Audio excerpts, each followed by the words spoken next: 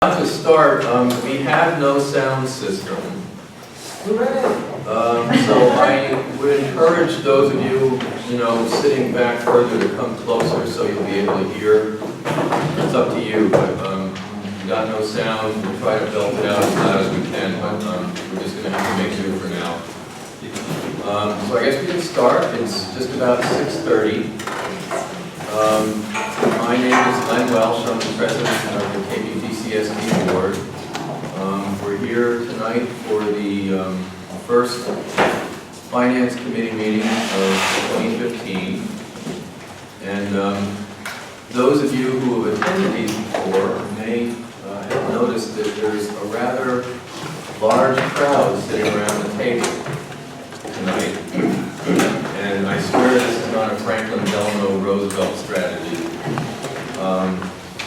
There are a lot of people who have, this time around, really expressed an interest in the finances of Kensington, and in a somewhat unprecedented way, at least in my short experience being in something like a leadership role here in Kensington. So I think the size of this committee reflects extra interest in participating in the dialogue that would help us get to the wisdom of exactly where we stand fiscally and what we might do to improve our situation. I do want to mention, well actually before I go any further, I think we should go around the table here and introduce ourselves so everybody knows who is on this committee. Did you want to say something, Paul, real quick? No. Okay, Tony, can we start with you? I'm Tony Lloyd, retired board member. I will be serving on the finance committee for 2015. I'm Paul Hacks. I was on the board for 10 years, from 1998 to 2000. I've been serving on the budget committee ever since.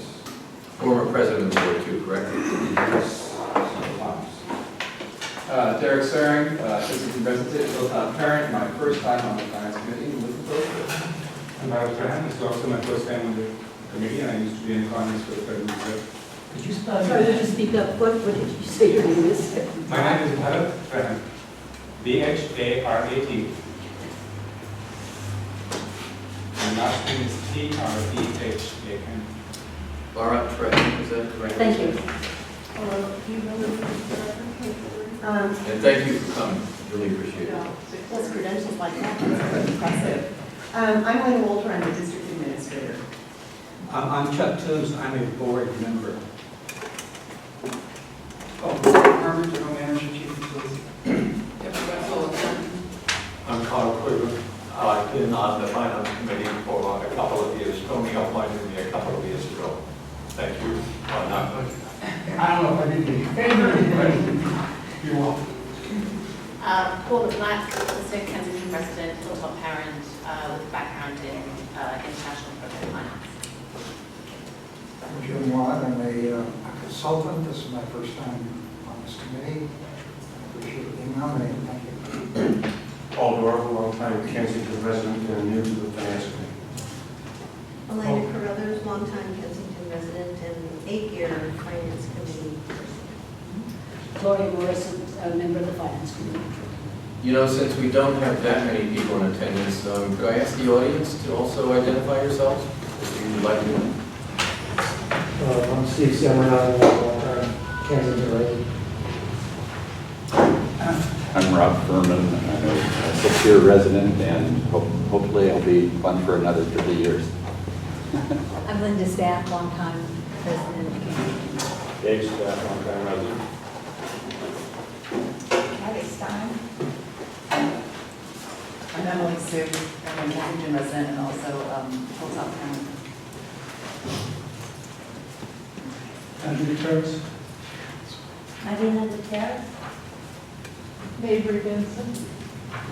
Lisa Carana. Nick Day, 35-year Kensington resident.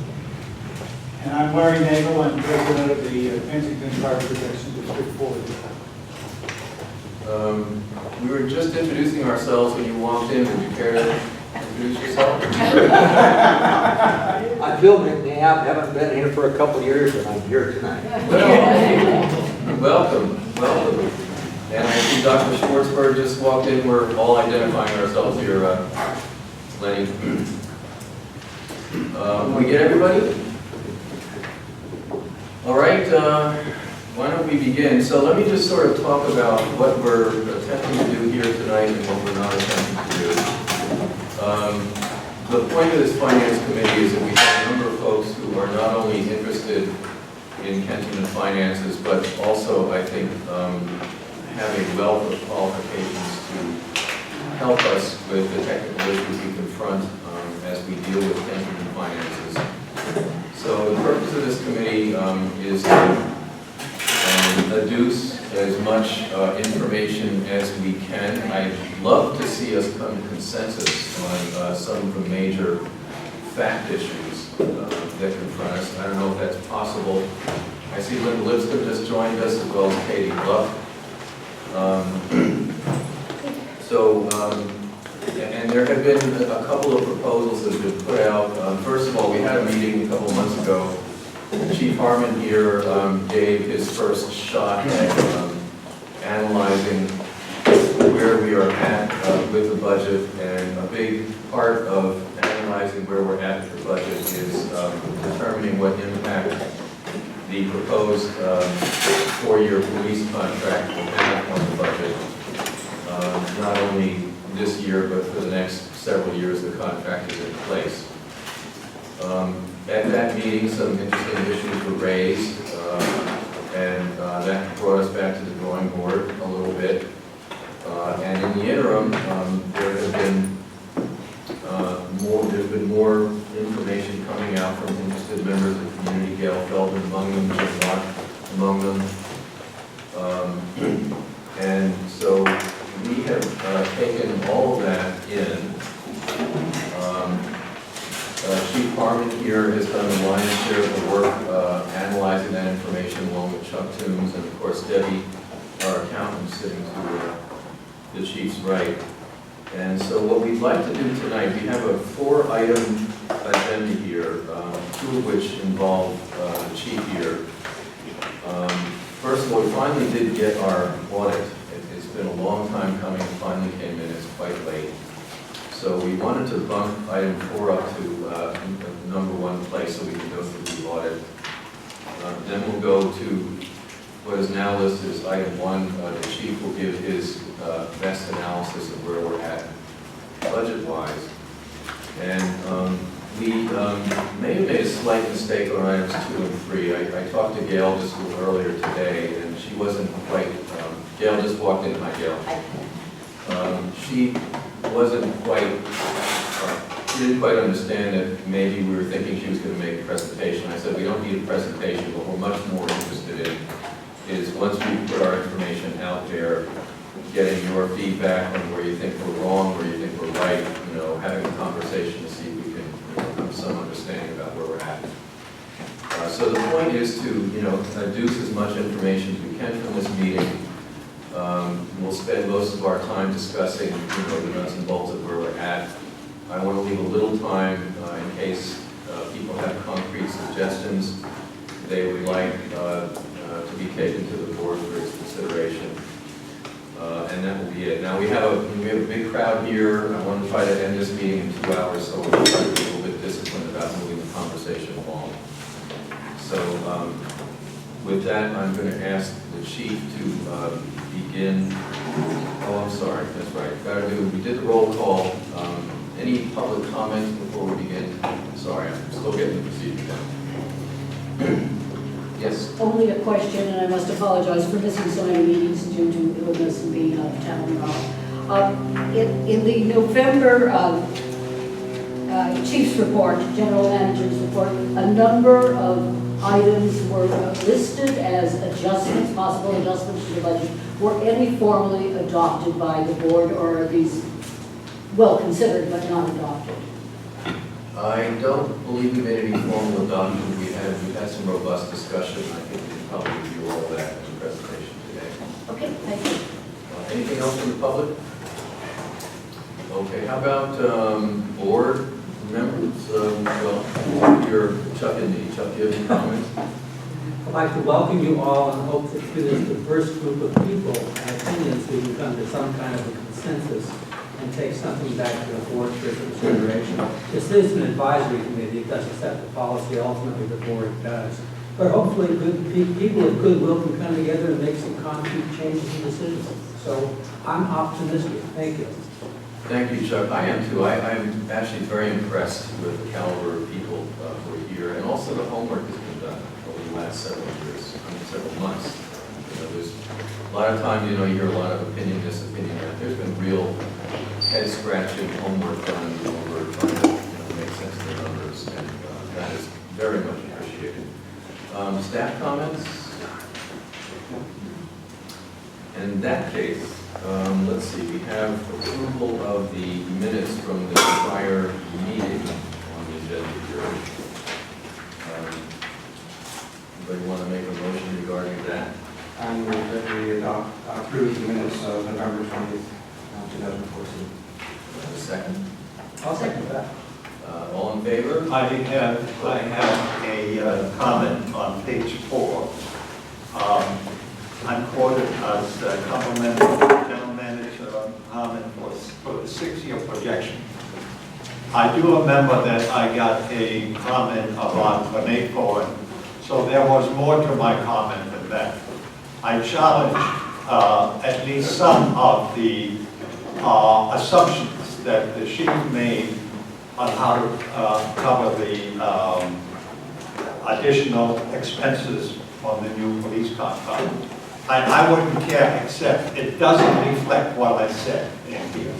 I did say that I had some concerns or problems with that, and I think I'll reflect it.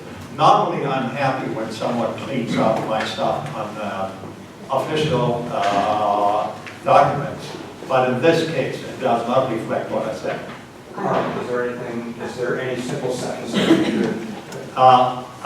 The simple sentence could be that I had some objections or I had some concerns about the 6, 7, or 8 items that the chief presented that were to cover the difference in costs for the contractor person.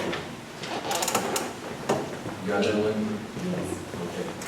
And Carl, I apologize, I try to write really fast, but I can't always capture everything, and I really Okay, apologize. usually I need someone to clean up my language and official in that document. I should amend my motion to approve the minutes for the first. Can you notice that the amended motion? I'll second that. All in favor? Aye. Any opposed? All right, the motion passes, the minutes are adopted, and we move on to new business. I want to say welcome to Simon Brown. I apologize. That's quite okay. Please pull up a chair and join us. Simon is on the committee. Did I see someone else? Celia Conkus, welcome. We were all going around the room before identifying ourselves, so thanks for coming. All righty, so Chief, I'm going to hand it over to you for now. One of the things I requested in the revised agenda is because on Monday, after the agenda had already gone out, I received a draft of our 2012-2013 audit report, and I wanted that to be included in tonight's meeting. So I put it as agenda item number 4 for new business. But what I'd like to do with the committee's approval is move it to the top of the heap, because it makes a lot more sense to take it in that type of progression, time progression. If that's okay with everyone? I move that we move the agenda so that item number 4 is considered first. Second. Thank you. Any discussion? All in favor? Aye. Any opposed? Great, Chief. Great, thank you. In dealing with the audit, I mean, it's a large document, and we do have limited time tonight. What I like to do is just kind of go to the highlights of the audit. Now, just bear in mind, this is the audit for 12-13, and there's a history behind the delay in getting this out. The Reader's Digest version of it is, last year we actually, at the recommendation, I believe, of the Finance Committee, we changed auditors. And anytime you break in a new auditor, they need to get used to your systems and stuff, and we need to get used to them. That kind of dragged the process out. I was originally promised this audit back in February of last year, and but I finally got the draft on Monday. So I didn't want to delay it any further, so we kind of put it on for tonight. And like I said, it is a 2012-13 audit. I think the most important thing to get out of this, especially for tonight's meeting, is basically how did we do in 2012, 2013, and how did that affect our financial picture at the end of that fiscal year. So what I'm going to do is go to the financial highlights as described by the auditor. This is on his note. Okay. Well, I'm going to go to page 3. Okay, of the audit. For those of you following along in the audit, I'm just going to page 3 to talk about the financial highlights. And basically, our total net position for the years ended 2013 and 2012 were, numbers-wise, in 2013, we actually ended at $5,522,184 as compared to our year ending in 2012 of $5,719,149. And that was basically a 3.4 decrease. So what does that do to our... Percent? Yes, is that what I said? It's just a 3.4. Percent decrease. So what that did with our net position as far as, I guess you could call it, or at least I would call it, the cash in the bank. In 2012, we actually had $1,764,932, and after the decrease in our general fund balance by $104,922, we ended that fiscal year at $1,649,755. And when you talk about, okay, why did we lose basically a shortfall? Why did we have a shortfall of almost $105,000 that particular year? We explain that on page 5 of the audit. I'd just like to review some of that with you now. Basically, our actual revenues and actual expenditures versus what we budgeted in the budget for that year had a negative variance of $28,626. Actual revenues exceeded budgeted revenues by $98,423. But basically, that is because in our budget, we have the $100,000 COPS grant, and we can't include that by law into our budget every year. So basically, that $98,000 that we were over our anticipated revenues for the year is explained by the COPS grant itself. Our actual expenditures were more than the final budgeted expenditures by $127,000. By far, the largest category over budget is district expenses by just over $203,000.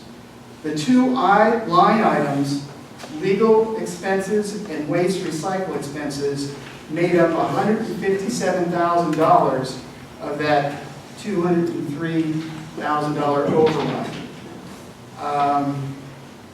There were basically 2 cases that we needed legal representation on during this fiscal year.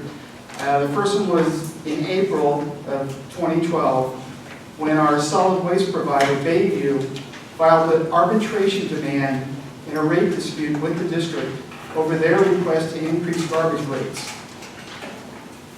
As a result of fulfilling its contract obligation under the terms of the franchise agreement, the district incurred an unanticipated legal expense of $115,000, which pushed us over our legal estimated budget for solid waste by $87,000.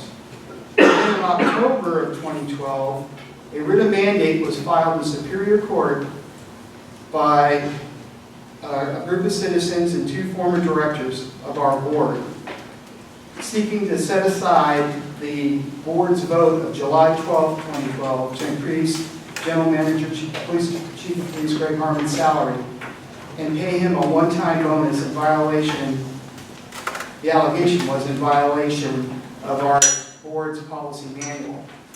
As a result of successfully defending the writ, the district incurred an unanticipated expense of $70,000 in legal fees, which made up the majority of the $116,000 over budget expense for legal fees that fiscal year. Two major categories that came in under budget were capital outlay of $39,000 and police expenses by $48,000. In capital outlay, there was no purchase of a new police vehicle and its equipment, and there was also not a new purchase of a computer system. In police expenses, communications were under budget by $20,000 and recruiting under budget by $11,000. So that's basically how we ended the fiscal year 2012-2013, $105,000 shortfall. And like I said, what is important to gather from that is when we talk, especially tonight, we're going to be talking about projections, where we're going to end up as far as reserves. So after that fiscal year, our reserves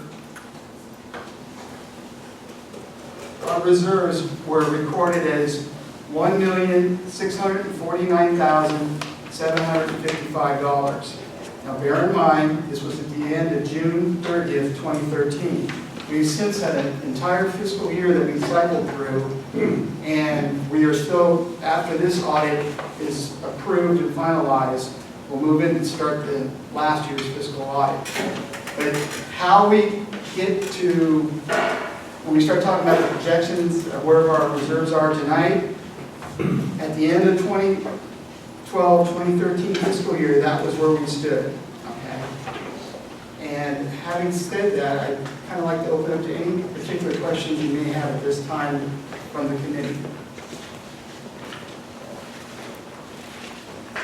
I don't have a question, but I'd like to comment, and it's a compliment to you, Chief, on the budgeting and to the committee, the finance committee that worked on that budget that preceded this audit, coming so close, even though there were extraordinary expenses during that year, and on what appears to be a very sound financial budget. Thank you. Do we have any public? Oh, I'm sorry. When will you get the next one?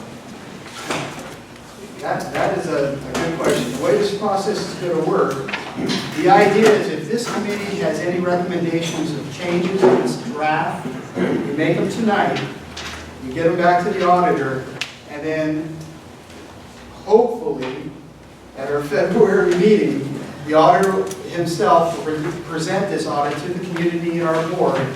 And at that time, the board accepts the audit and we start the process of our last year's audit. And then it's just a question of scheduling with our auditor and our accountant. Honestly, I really couldn't tell you. Chief, one other question, and that is that this audit is produced by our new auditor. We had Lamoraine or Chen. Now, what is the name of our new auditor? Factor and Company, I believe they're out of Sacramento. Okay, and they came down and they looked at our books and they examined our books and they questioned us and they questioned you and they questioned Debbie and they did their checks of the records during that process. Is that not the case? Yes. And one of the things, like I said, because they are a new auditor for us, getting all the numbers and stuff together the first time is probably the most difficult. That's why when we went to the RFP process for a new auditor, we actually kind of agreed to a 3-year contract with them, with anybody that we accepted, because the first year is the most difficult, and then the following year should be much simpler because the basic numbers and systems are already in place, and you just kind of roll in the new numbers. I can speak to that. When there's an auditor, they're auditing always the balance sheet, and if you have the same auditor, they only really have to audit the 1 year. They've already audited their beginning balances, if you will, being the final balances from last year, so they're doing 1 year. If you have a new auditor, their job is to not trust necessarily what's there, and in some ways they have to audit the whole thing again, not year by year, but those beginning balances on the balance sheet, they are supposed to be doing their own due diligence, and that does take some time, so. Now, ideally, we're just gonna do the 1 year. You may have answered that for me last year. Would it be permitted for us to have an audit with you every few years versus a whole audit? Sorry, what's the question? Okay, my question is, would we be permitted to have a review versus a full audit? I believe by law, we're required to have an audit yearly. Because private companies are permitted to have reviews in the in-between time once we have a system going, and the review clearly costs a lot less money than an audit does. I think all they do is they check tax accounts and so on and so on. I think because we collect public funds and spend public funds, we need to have. So we may not be permitted. The other comment I have, I look back at last year's audit, and I was disappointed that we have more than $90,000 in outstanding absent payments on vacation and so on and so on. That increased 20% from the previous year.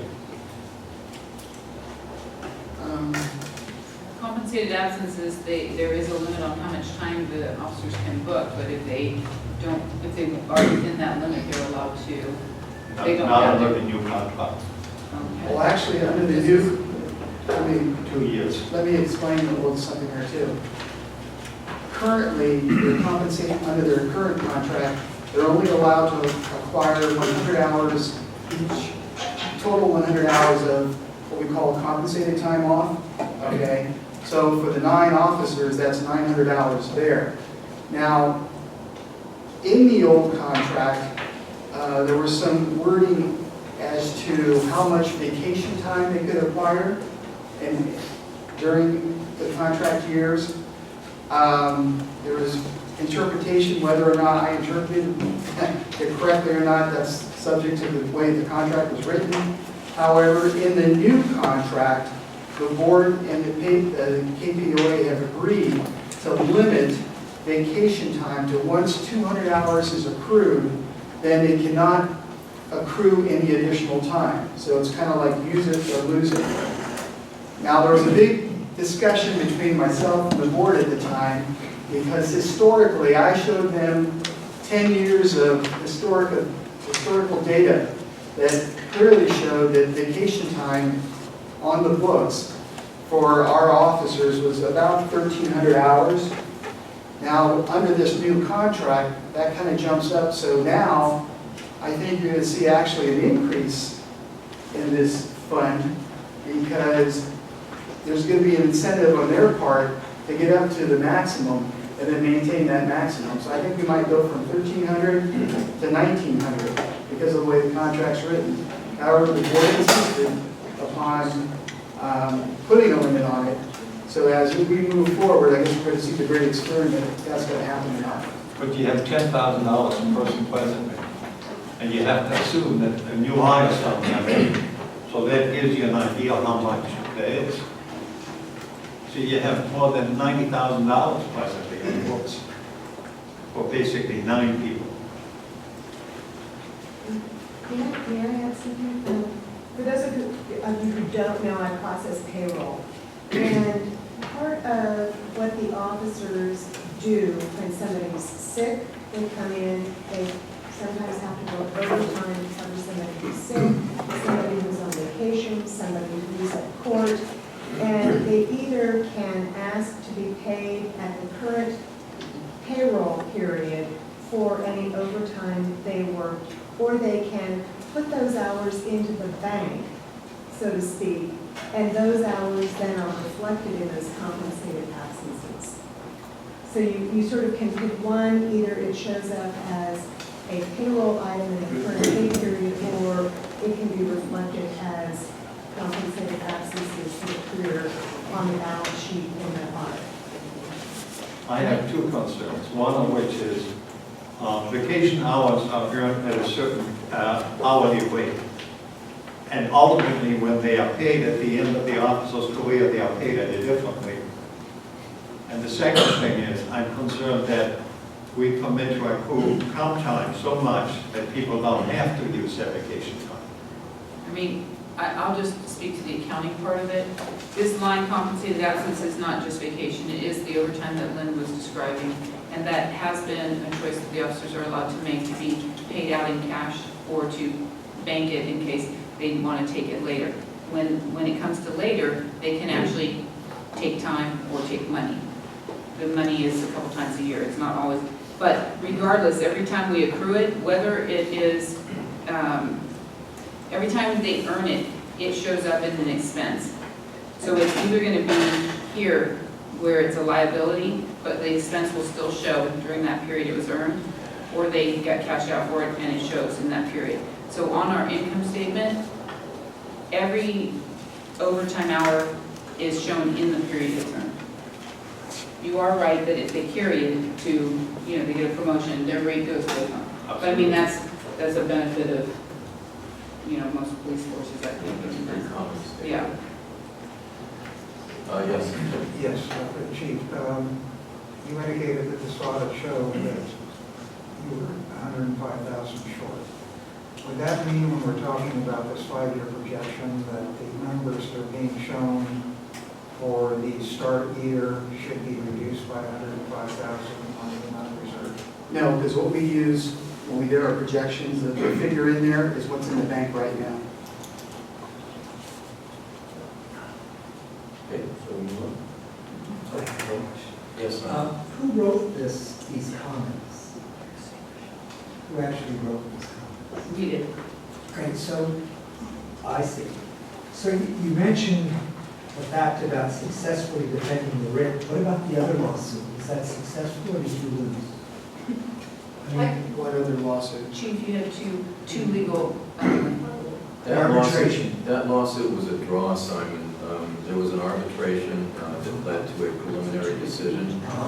The company lost on one point and we lost on another. We actually weren't finished with litigation at that point. We had settlement negotiations to end the litigation.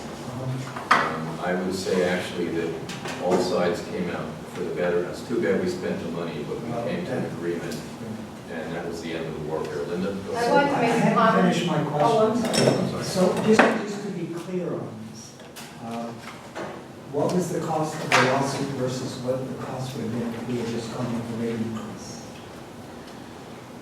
That's a difficult one to calculate. They were asking in the beginning for a 6% increase based on an emergency type situation, unforeseen circumstances. There was still a rate increase due a year later, and they were not giving up on that either. So what we did was we agreed to go with the rate increase that was due a year later. It was pretty clear under the contract. There was some ambiguity in the contract, but it was pretty clear under the contract that they were due a rate increase by the normal process, which we finally did go through. But they did not get their 6% on top of it. So they were trying to get out of, they were trying to get both. Linda, did you want to add to that? Yes, Simon, it was an arbitration that said two things. The challenge was that the community had already passed a rate increase at a June meeting, and that it was necessary to implement a 6% increase across the board, and under Proposition 218, and a 23% increase on another service on the mini camp. Yeah. And it was allocated, I don't know what the ultimate allocation would be, I think it would be something on the order of 20%. The second claim made in the arbitration was that they were entitled to a rate review. The district successfully defended on the grounds that they had not passed a 6% and a 23% increase, so that the public did not have to pay that. The district did have to go to a rate review. Early in the process, seeing that this was perhaps going to be a protracted litigation, the district offered to give a rate review to the garbage company, which is the ultimate result that the garbage company achieved. The garbage company was convinced that not only was it entitled to a next year rate review, but it was entitled before that to a 6% and 23% increase. and therefore did not take the offer of settlement. So I call it a win because the community would have sustained a 6 and a 23% increase and then a rate review after that. So to me, deciding whether it's a win or not, we'll be looking at the numbers and see which way costs us more. My understanding, the lawsuit costs about $125,000. In addition, this arbitration we're dealing, costs about $125,000. In addition, the district lost some revenue because some revenue that we used to get now goes to the county. Isn't that correct? That is incorrect completely. The district, They've always here's gotten- the way it always works. gotten the same amount. Due to a prior litigation in 1997 by the garbage company, a settlement agreement provided for a franchise fee to be paid by the garbage company split between the district and the county. And it was 3 to the county and 2 to the district. In fact, the current agreement that Len has negotiated is much more generous to the community and actually probably does cover the cost or comes close to it for administering the contract now at a 7% franchise fee. So that is not true. Okay, so, but is there anywhere, has anyone calculated the cost of this arbitration versus what it would have cost us to just call it? Can I just answer that question? Sure. Okay, the rough estimate was, had the board just caved in and granted that what was basically out of contract request for that rate increase, it would have cost the community roughly about $60,000 for that period of time. So it was like a 2-3 year period of time. So if you're going to compare it like you're asking, our legal fees in the arbitration was roughly, I think, a little bit more than $125,000, plus the settlement was $25,000 had to go to the rate review. So you were looking at a savings to the community over this 3-year period of $180,000. You want to compare it like you're asking to $150,000 what the district paid. So I think in the long run, that's one of the things that gets lost on people. I think in the, it's not a lot of money, $30,000 difference, but that's what it is. That's the answer to your question. Okay. And one other thing I'd like to add. When one has an arbitration demand made upon one, be it a private individual or municipal entity or corporation, you must respond. Either you give in or you pursue the litigation, but you can't just walk away. The district was put in a position of either acknowledging an undue increase, which the court so held, and they pretty much picked the judge that administered the arbitration, or it would have defended the arbitration. I think it made the right decision. Yeah, I mean, just to be absolutely clear, there could have been continued settlement negotiations, but they filed a lawsuit, an arbitration against us. Just like in the other lawsuit, the action was against us. We were in a defensive posture both times around. So let's move on. Thank you very much. Thanks. Okay, moving to the original item number 1 is going to be, I guess, the review and the discussion. What, you presented this audit, does anybody have any comments you want to change anything back to anybody, and what's the next step here? We had a couple of comments from people in the group here. What's the next step about what we do with this? Well, having heard no comments from the committee on any suggested changes, I will go back to the auditor and say, we're good with the draft, give us the final version. As usual, I always have typos. Why don't we do this? If they're just typos, could you just forward that to us and we'll give it to the auditor? If we're talking about something major, typos is I don't want to, on typos, if that's okay. Thanks, Paul. On the matter of the committee action, would it be an action of the committee to recommend sending the audit on to the full board for its approval? Sure, Paul. Just a question on page 5, which is part of the management discussion and analysis. There's a comment, other reserved funds, what Carl was talking about, $90,005, but I don't see the reserve in the auditor's numbers. Is that just part of the unassigned? Well, it's a liability, so it's. It's a liability, but I see it on the balance sheet, but I don't see it in the Well, reserves. the reserves are your net, so after, assets minus liabilities of what's left, so it's actually already accounted for, right? So does this one line reserve for compensated absences really mean anything? Maybe not, maybe it's probably template from before. I Before we find used to it have. confusing. Okay, that's fair. This is just to come out.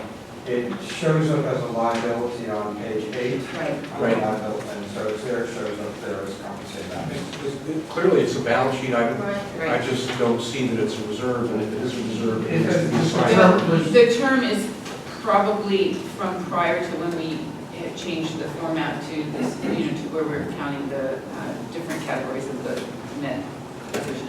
Maybe allowance, I mean, I guess it is, I don't know, does that seem important to anybody to stick in there at all? It can come out, I mean, it is showing on the balance sheet. I don't know if it's something people are concerned with and would like to see itemized out. Fully disclosed, and it's not actually a reserve. Exactly. So I'm okay with that. Suggest striking that. It's important to me. Oh. Now, if that means Okay. anything to anyone else. Good observation. Okay, Well, so. so do you want to leave it as an item? It's one of the things I looked at. I looked at last year's and I looked at this year's. And I'm concerned that next year's is going to be even higher. Okay, so I have a question. Do you like to see it as part of the MD&A, or No, you I'm give used that to on the seeing balance it sheet? where it is. It was fine with me. I don't have any problem with that. You would still go on the balance sheet for it? It's okay. All right, so if the committee is okay with moving this on to the auditor as is with those fine points corrected, I guess we can make a motion. I think the motion. I second it. All right, so the motion is to move this draft report on to the auditor for final presentation to the board with the corrections noted. All in favor? Aye. Any opposed? Motion passes. Okay, part 2. And the second part of this is, And this is where the rubber hits the road. yeah. So, no. on that point, and part of the benefit of Simon wasn't here when we talked about this. After the chief gives his presentation, will there be a committee action on this point? Or will we wait until we've had public comment and the people put this on the agenda for a committee action? Well, okay, I think the way this should work, and, Jim was on this agenda as is Gail. And so the thought was the chief would make his presentation, and if, I think Gail is not wanting to make a presentation, I'm sure she'll want to ask some questions, if I understand you correctly. Is that right, Gail? Other speaker, make some comments. Jim, I don't know if you want to make a presentation or not. If we're, in the ballpark enough, you might be happy just asking certain questions and making certain points. So we'll leave it a little bit loose that way, if that's okay. Okay? And then will we be asked to, I'm just, sorry, first time on the committee, just trying to understand at the end of it, what our action would be. Is it There may be no action coming out of this. If somebody wants to make a recommendation to the board, we can vote on that. The main thing is to get the information out. My goal with this meeting is to see if we can't get better clarity on exactly what the impact of the proposed police contract will be on the budget. We're going to be projecting, to 5 years in the future, and of course, sometimes we need a Ouija board for that. We're going to try to come up with our best estimate. If we have disagreements on fundamental assumptions or points, we want to fully vet those and report out on what the discussion was. If that makes sense, folks.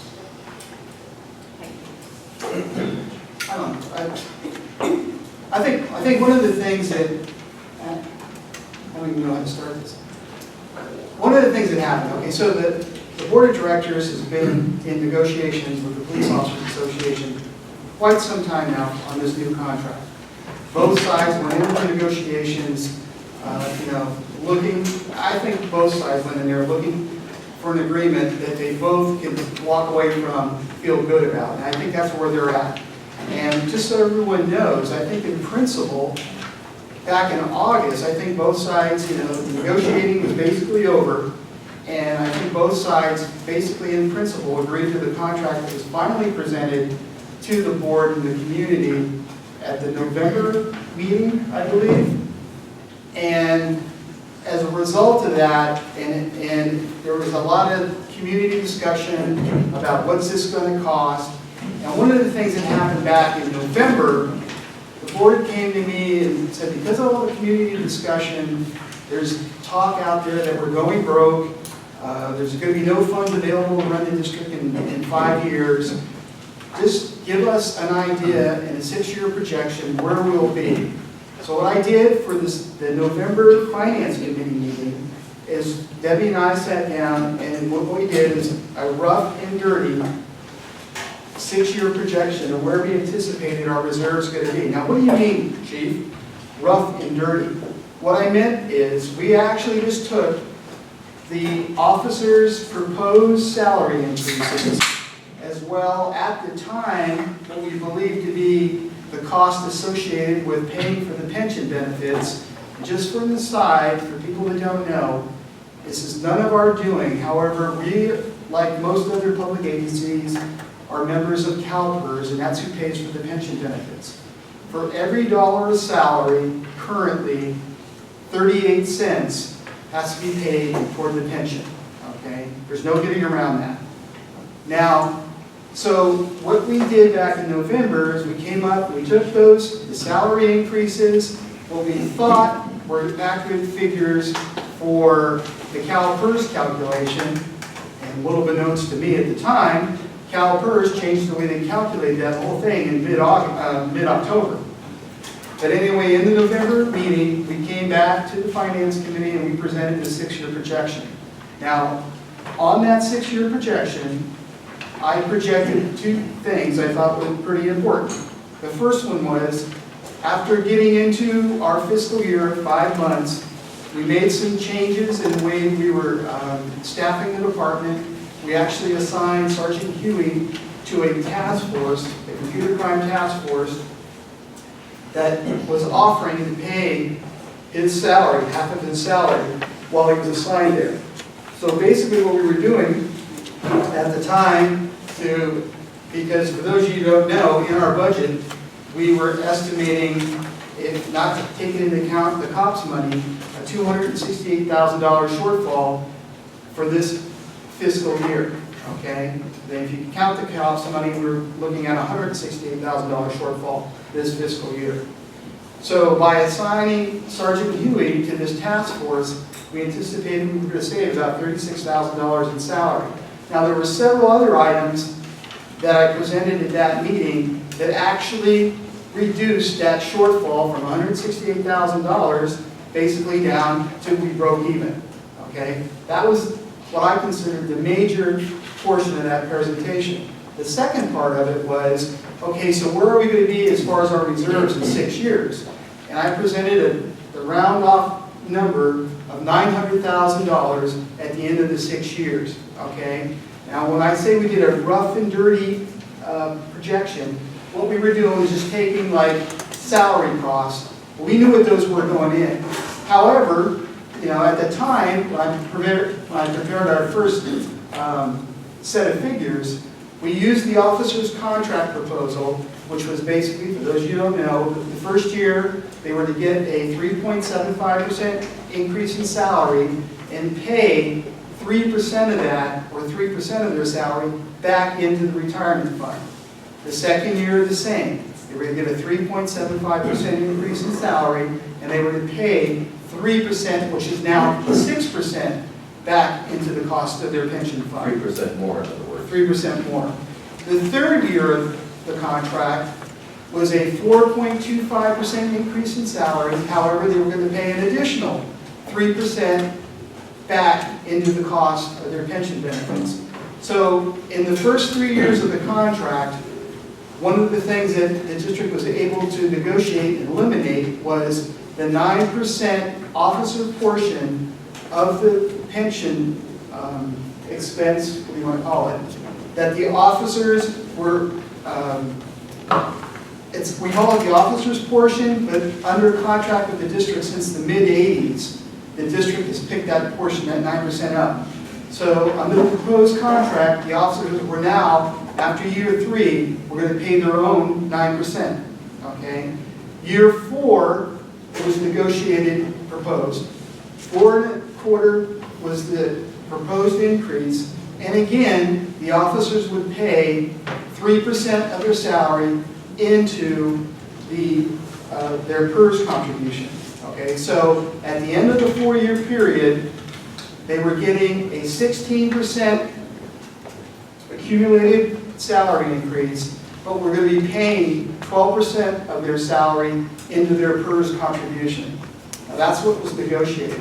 So we took that figure, we took basic costs of police services, and we just took a rough number based on the one fiscal year we were currently in, and then we multiplied it out by projecting a CPI each year of 2.5%. That came out to a certain figure. Then we used district expenses, the same type of thing, just a rough 2.5 increase. Basically, the big ticket items that we knew about, as the chief just described, the payroll, those were all based on that contract. But every other expense, instead of going one by one for 6 years, we just said, okay, all those expenses up and by cost of living each year. And so that was that's what the rough and dirty that he's speaking of. We didn't itemize out, the 50 accounts. So what happened? I do my presentation, and the Kensington Property Owners Association at the same time, they actually produced their own set of numbers. And their set of numbers vary greatly from my set because we make different assumptions. And we're going to talk about those tonight. But their assumption was, at the end of the 6 years, based on the figures that we provided, I think they basically said that your reserves are not going to be $900,000, Chief. They're only going to be $16,000. Big variance there, okay? So after that, I actually went to the board and I said, look, I'm going to do a budget. I'm going to do a 5-year budget, basically line item by line item, and do an exact number moving forward. And basically that's what I did. I went back and cranked out the numbers that are before you now, okay? In the meantime, the Kensington Property Owner Group and I met to discuss our differences. Now, we still have differences, and we're going to talk about those tonight. However, we actually came to an agreement that we would work together on a future projection.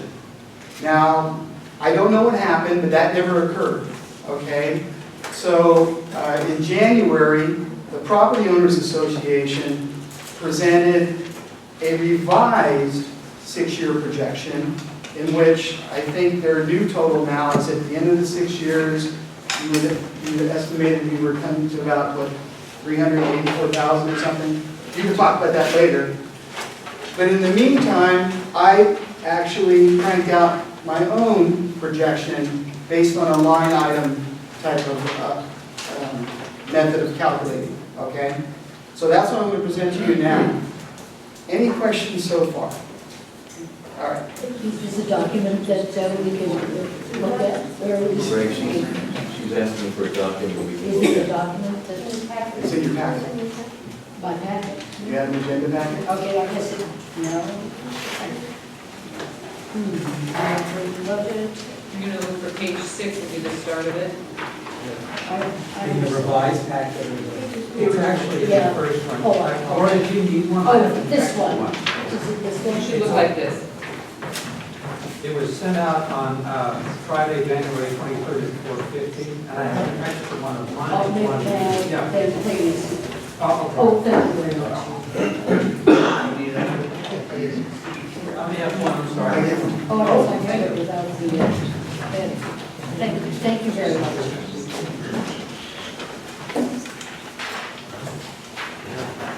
Debbie and I are having a little discussion up here. It's going to be, we'll leave it at the beginning to decide, okay?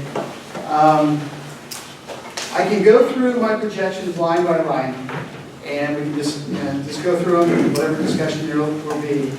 Or as Debbie suggested, maybe we should just go to a comparison between my projections and those of the Property Owners Association projections, the ones that they sent out in early January.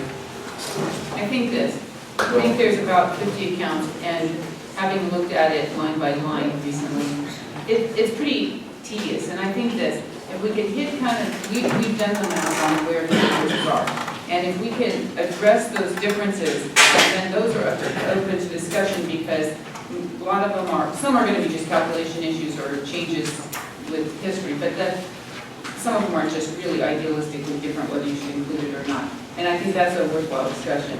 But I think if we have concerns about one particular line, I think that's fine. But I'm not sure that everybody benefits by reading this out loud together. It's up to you guys. I mean, it's here, but there's a lot of. Well, can I ask one thing? Are we in a position to sort of start with the big ticket items first, the biggest variances first, work our way down to the weeds? And that's my suggestion. Since we know where the differences are, having looked at it, I think we could tackle those instead of. Yeah, I guess the question is one of the sort of broader committee, which is that at the end of the day, this is the budget that you feel is a fair and accurate budget and an achievable budget. The information provided by the Kensington Property Owners Association was information that was provided a month ago, and in the interim between your first set of your first budget and your revised budget. So I wonder at this point that those numbers have been superseded by these numbers. Somehow. And the question for the committee is whether these numbers are ones that the committee has questions about, that they feel they can recommend to the board, that the board could act. Well, that's exactly the point. We think that we can make several clarifications on some fairly substantial items that would get us a lot closer. Why don't we do it this way? Why don't we kind of compare the two? And I think what you're going to see, you might not agree with our comparison, because there's still some fundamental differences we have as far as accounting for reserves, okay? But we were a little surprised last night when we came up with the same numbers, okay? I mean, we can account for the differences, and so then we can address what they are. And in fairness, you're right, the chief made changes between, we'll say, his version 1 and his version 2. If the KPOA was using the numbers they had in hand, obviously there's going to be a difference just from that change. But there are some actual fundamental differences as well. But we have them itemized out, and I think that we can attack them in a more useful general way rather than every line.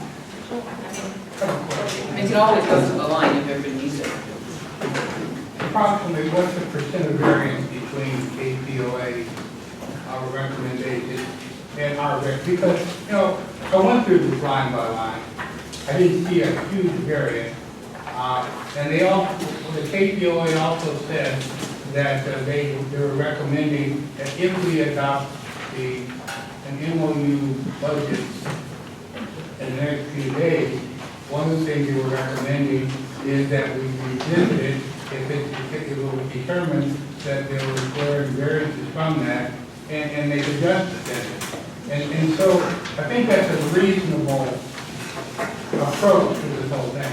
To answer your question, Tony, $1,426 is the difference between our reserve ending balance and theirs.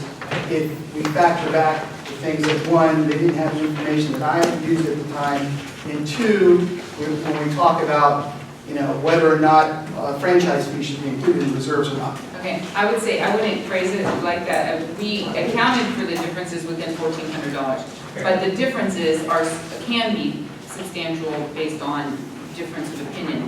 But I think if we give everybody just a couple minutes to read this one page, and then we can discuss it, I think that, I think it'll answer a lot. Yeah, this is the big picture here. Well, I appreciate it, but I gotta be honest with you. On a $1,400 difference variance on $2.9 billion, it's not worth 2 hours to discuss. And I agree, but that's what I'm saying, that's not really the difference. That's just that we didn't go line item by line item. We went with big ticket items, and we accounted for the differences within $1,400. I'm glad to see you guys are that close. Yeah, but I'm saying that's accounting for them. That's not really agreeing on them. Okay, so for instance, the franchise fees, KPOA did not include them because they feel that they're, should be reserved, only, they're not allowed to be in the balance. So the fee income is not in their balance, but it is in the chief's. However, the expenses are in their balance just because they used the general number that includes that account. So that's a fundamental difference of whether you include it or not, and that's $290,000. So I'm saying we've accounted for it, but we don't all agree on it. We're not within $1,400 to sign off on it in agreement. It's just accounted for. We know what the differences To be are. honest, a lot of this is semantics. Okay, so what you're saying is that what you don't agree on is whether or not it should show up. Right. And KPOA is saying, no, you can't count, you can't put the Right. $290,000 in there, you can put the expenses in, but you can't put the revenue side. Right, I'm saying that's the Okay, discussion. that's what I, that's It's a that's matter what of I. how it shows up, Okay, not whether okay, it I just wanted But to we, simplify. what I was saying was, we've accounted for the differences, like I said, within $1,400. Doesn't mean we all agree, but we know Right. where the discussion points are. Okay, all right. And I think we have the same discussion points that I feel, we're ready to Clear. Exactly, exactly. Right, okay. On one side of the committee. Okay, so having said that, Sign that. Just a quick clarification for me. We have three columns here for 1450. One says budget, one says year-to-date, and one says projected. So can you talk a little bit about why you have the three and when you think you only have two, or when you only have one? okay, there's three there for good reason. The first one is the budget, 14-15 budget. That was the actual budget that was passed by the board back in July. Okay, so those figures, that's the numbers that were used in the actual budget. The second one is the year-to-date figure. So at the time this was produced, January 22nd or so, I ran our year-to-date figures for our revenues and expenses, and that's what that year-to-date figure is there. And what do you use that for? To project the projection of the 14-15, where we're going to land. Okay? So to answer your question, But the year-to-date has to be projections. No, that's It's actually- year-to-date for only the number of months we've had. And then he's using that to estimate where, so that your first column budget versus, let's say, your third column actual, projected actual, if you will. So year-to-date is where we are right now without a full year. And he's using that to try to estimate where people end up for real at the end of the year to compare that to the. Usually what we do in February is I come to the board with a mid-year projection. That's basically a mid-year projection. That's the first 6 months that we've actually, Right. what we took in and spent. Right. And so there is a projection involved in it. Oh, yeah. Oh, yeah. That's all I ask. Yeah, I go to my crystal ball. That's fine, wherever you go. Okay? And then based on that, we project forward. Now, the first thing we want to talk about, obviously, is the difference, like the salary differences and the numbers that the two groups used, the two analysis used. And there was a big difference, and I already talked about that. And that was, in my first set of projections and the numbers that the KPOA used, I can't say KPOA because we don't confuse with the props. The property owners used, in those initial projections, I used the 4-year contract, and for the last 2 years, I plugged in a 3% increase for salaries for each of those last 2 years. Now, you can criticize me either way on that. Why did you do that? Well, I mean, I was trying to show, the main intent at that time was to show that the contract and even more additional years at 3% salaries each year, we weren't going to go broke, okay? That's all that was meant to show. Now, when the KPOA property owners, when they did their analysis the second time around, they used those original figures. I took those out because as we've seen this fiscal year, we're now 7 months into the fiscal year, there is no contract, so none of that has really occurred. So basically, the new numbers are basically, on the first set of, the first chart, are basically what the proposed contract numbers, and then in the last 2 years, 18-19 and 19-20, there is no increase, okay? that would be negotiated at that time. Now, if we were in a good fiscal position at that time, the two sides negotiate, and whatever that negotiation turns up, whether 3%, 4%, 1%, whatever it is, that'll be done at that time. So all this new projection is doing is taking the cost of the contract over the next 4 years, and there is no increase that's been allocated for those last 2 years. So that's going to be a difference, and that difference is basically $104,000 of your calculations, okay? That's one of the big ones. We've already basically talked about another fundamental difference, and I don't think we'll ever agree with this, but Debbie touched on it a bit, and that's with the franchise fees. Now, so everyone knows, the new contract that was negotiated between Bayview and the district, our franchise fees increased. Okay, originally, for the past 20 years, the franchise fees, was, as discussed earlier, were 5%. 3% went to the county, 2% went to the district. Okay, and basically that generated about $21,000 of revenue to the district every year. Now, those franchise fees, the legal opinion, and it's just a legal opinion, it's never gone to court. The legal opinion is you cannot use fees received under Prop 218 for anything other than the purpose it was derived for and from. So for the garbage-related contract, you can only use, the interpretation is you can only use those franchise fees for garbage-related expenses. So what we've done, and Joan Gallegos used to argue with us all the time, she thought, I mean, didn't she? I mean, she's probably turning over. She's turning over in her grave right now, bless her soul, right? She used to, you know, she would swear, literally swear at me, you can use those fees for anything. And it's no joke, we got this opinion. But anyway, so what we've done with those franchise fees over the years is we put it in a separate account. And we banked it in a reserve account strictly to be used for garbage-related fees. Now, for the several years, we were able to bank that money, right? Then what happened? Boom, 2012, we had an arbitration. Okay? Basically, when we had about I think at the peak, we had about $165,000 in that reserve fund of franchise fees we collected, that got spent, okay? So now we're in the process of saving everything. So basically, what I'm saying is, the money received from the franchise fees, and now the new contract with the garbage hauler is 7% franchise fees, of which we need to pay the county's portion, okay? So of that 7%, we'll be paying the county the 3%. However, we have to negotiate a new contract with the county now. But hopefully it'll stay at 3%.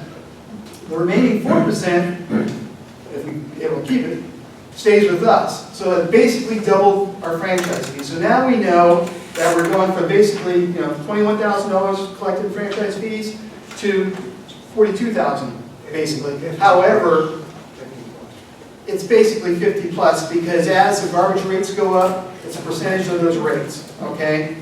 So the contract also calls for the garbage hauler in the next 8 years when the contract takes effect in September this year. They get a CPI, but they have a minimum CPI of 3% and a maximum of 5%. So basically, we know if you were to base the franchise fee at the starting point, as I did at for fiscal year 15-16, I'm projecting for this year about $25,000 in franchise fees. That's 2%. So now in 15-16, you can kind of estimate we'll be getting $50,000. However, what we know is moving forward, because the hauler will be getting a 3% increase on his revenue, what does that do? That increases our franchise fees by 3% minimum each year the coming 4 years after this one, okay? Now, what the argument is, or the discussion is between us and the Property Owners Association. The Property Owners Association basically, so I don't want to put words in your mouth, but they're basically saying that the franchise fees can only be used for garbage-related expenses, and therefore you shouldn't have it in your reserve fund showing as money available. However, the second part of that, and our argument is, well, yes, you can only use it for garbage-related expenses. However, you are expensing those expenses against our budget, our operating budget. So you can't have it both ways. You can't expense the item to the budget and yet take the revenue that used to pay for that and hold it off in a different account. That's not fair. Okay? Question over here.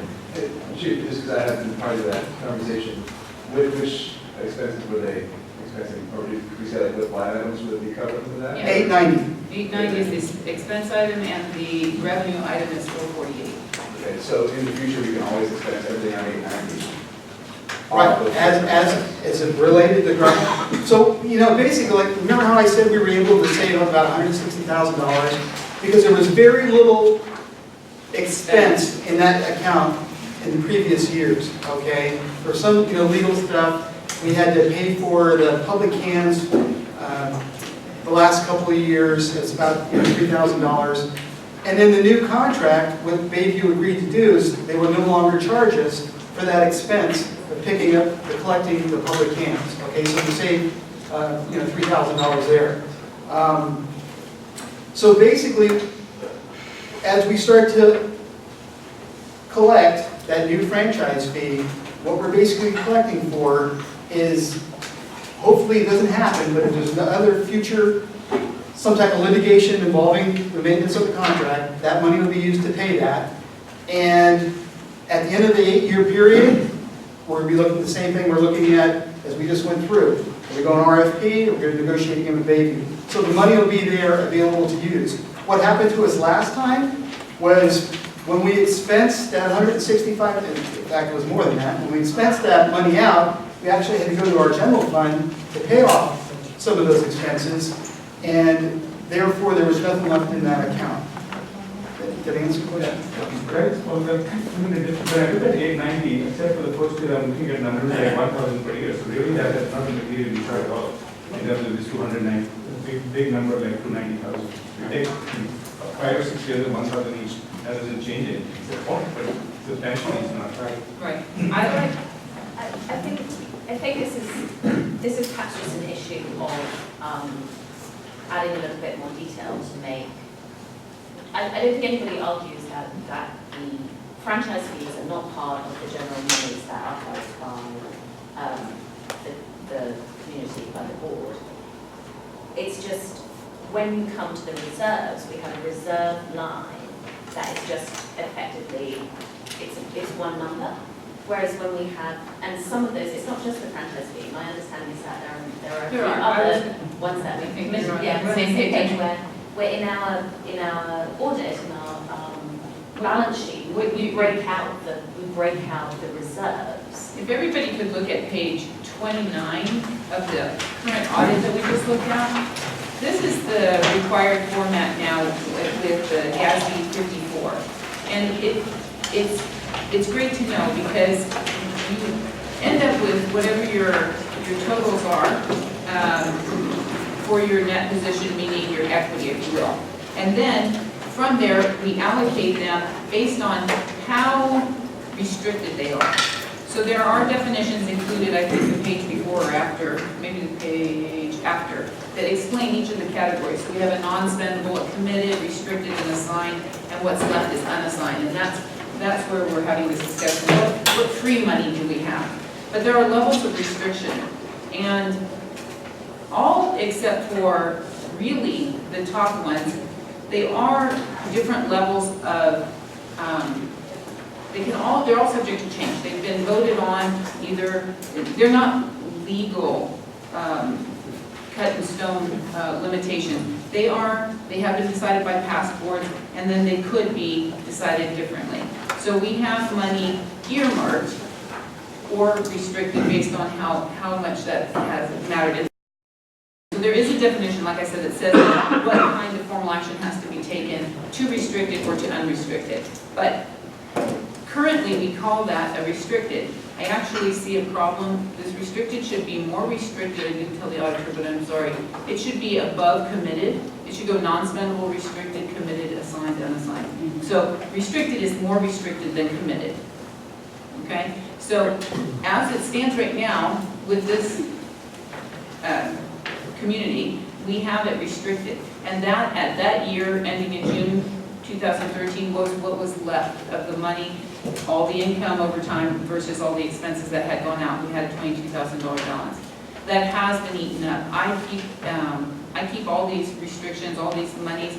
I keep a chart, you know, what was spent by the general fund and it should be paid for by those restrictions and vice versa. If the income went in, you know, I keep them allocated. So I don't know the figure off the top of my head, but I have that number for the time forward. In fact, the general fund, I believe, had to supplement at that point because the monies, you know, ran out. And obviously, we're still in that legal battle. So Debbie, the expenses are of the nature, for instance, we had to have information from consultants like HF&H directly related to the garbage contract. We had to devote the chief's time substantially to the monitoring of the litigation, to the oversight of the contract. We didn't allocate, we don't We know that. didn't? We didn't charge it to that? Okay. No, we didn't. It really was hard And cost. We should have. We should have, right, and then. We should have. We should use it up, and then we have clerical time that goes into that, and should we need at the end of this process to do an RFP and have consultants? I will tell you that we have not allocated any payroll. The general fund has absorbed all that payroll at any time spent on it. As a matter of fact, my time, even if I was asked to do anything, we haven't allocated that. So it's possible that this number is overstated for the reserve. But these were hard costs actually for the dispute. For 890, line 890. Right. Right. They were mostly legal costs at that point And in the next year. I guess my point is that it may very well be that we can take funds out of that $290,000 and allocate it towards that kind of expense, and we'll get information on that. Well, if you're talking about the franchise fee, Right. we would need to get, I guess, a definitive legal, you sent me the Pacifica case. Right. And they were coming real close to do that, and then it didn't go forward. Right. So I don't think there's actual No. case law out there that says whether or not you can or not. So, I think I just want to raise that as an issue again. I think that's a really important point. That if we have these fees coming in from the franchise, and it's an exclusive franchise, and we're parking this money for use in the maintenance of that contract, whether it entails litigation or not, hopefully going forward with the new one, we don't have that problem. But we have clerical expense attached to it, whatever, we have consultants attached to it. I'd like to see a little bit of action on trying to get that moved over I into agree with that. general funds. I think we can get a legal and opinion pay that us, say yeah, get us that's okay. That's something, perfect some business kind of sense. cover there so we can use those funds to maintain that and help our general budget. But I do want to say this, when we do the budget, as it stands right now, it's restricted, and when we do the budget, when we come to our final number, you'll see each year, we do list that as a reserve, that it isn't part, but it isn't part. So we've included it in our total upfront, and then we would take that out. So can I, I was just going to comment that, Excuse me a second, why are you pointing? She wants to speak. We're not doing public comments yet. We'll get to the right time for that, okay?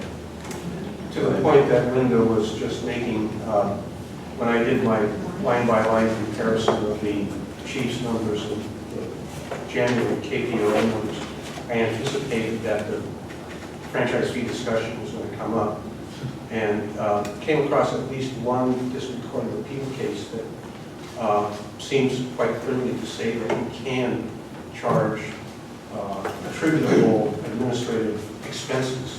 It doesn't have to be just hard out-of-pocket costs.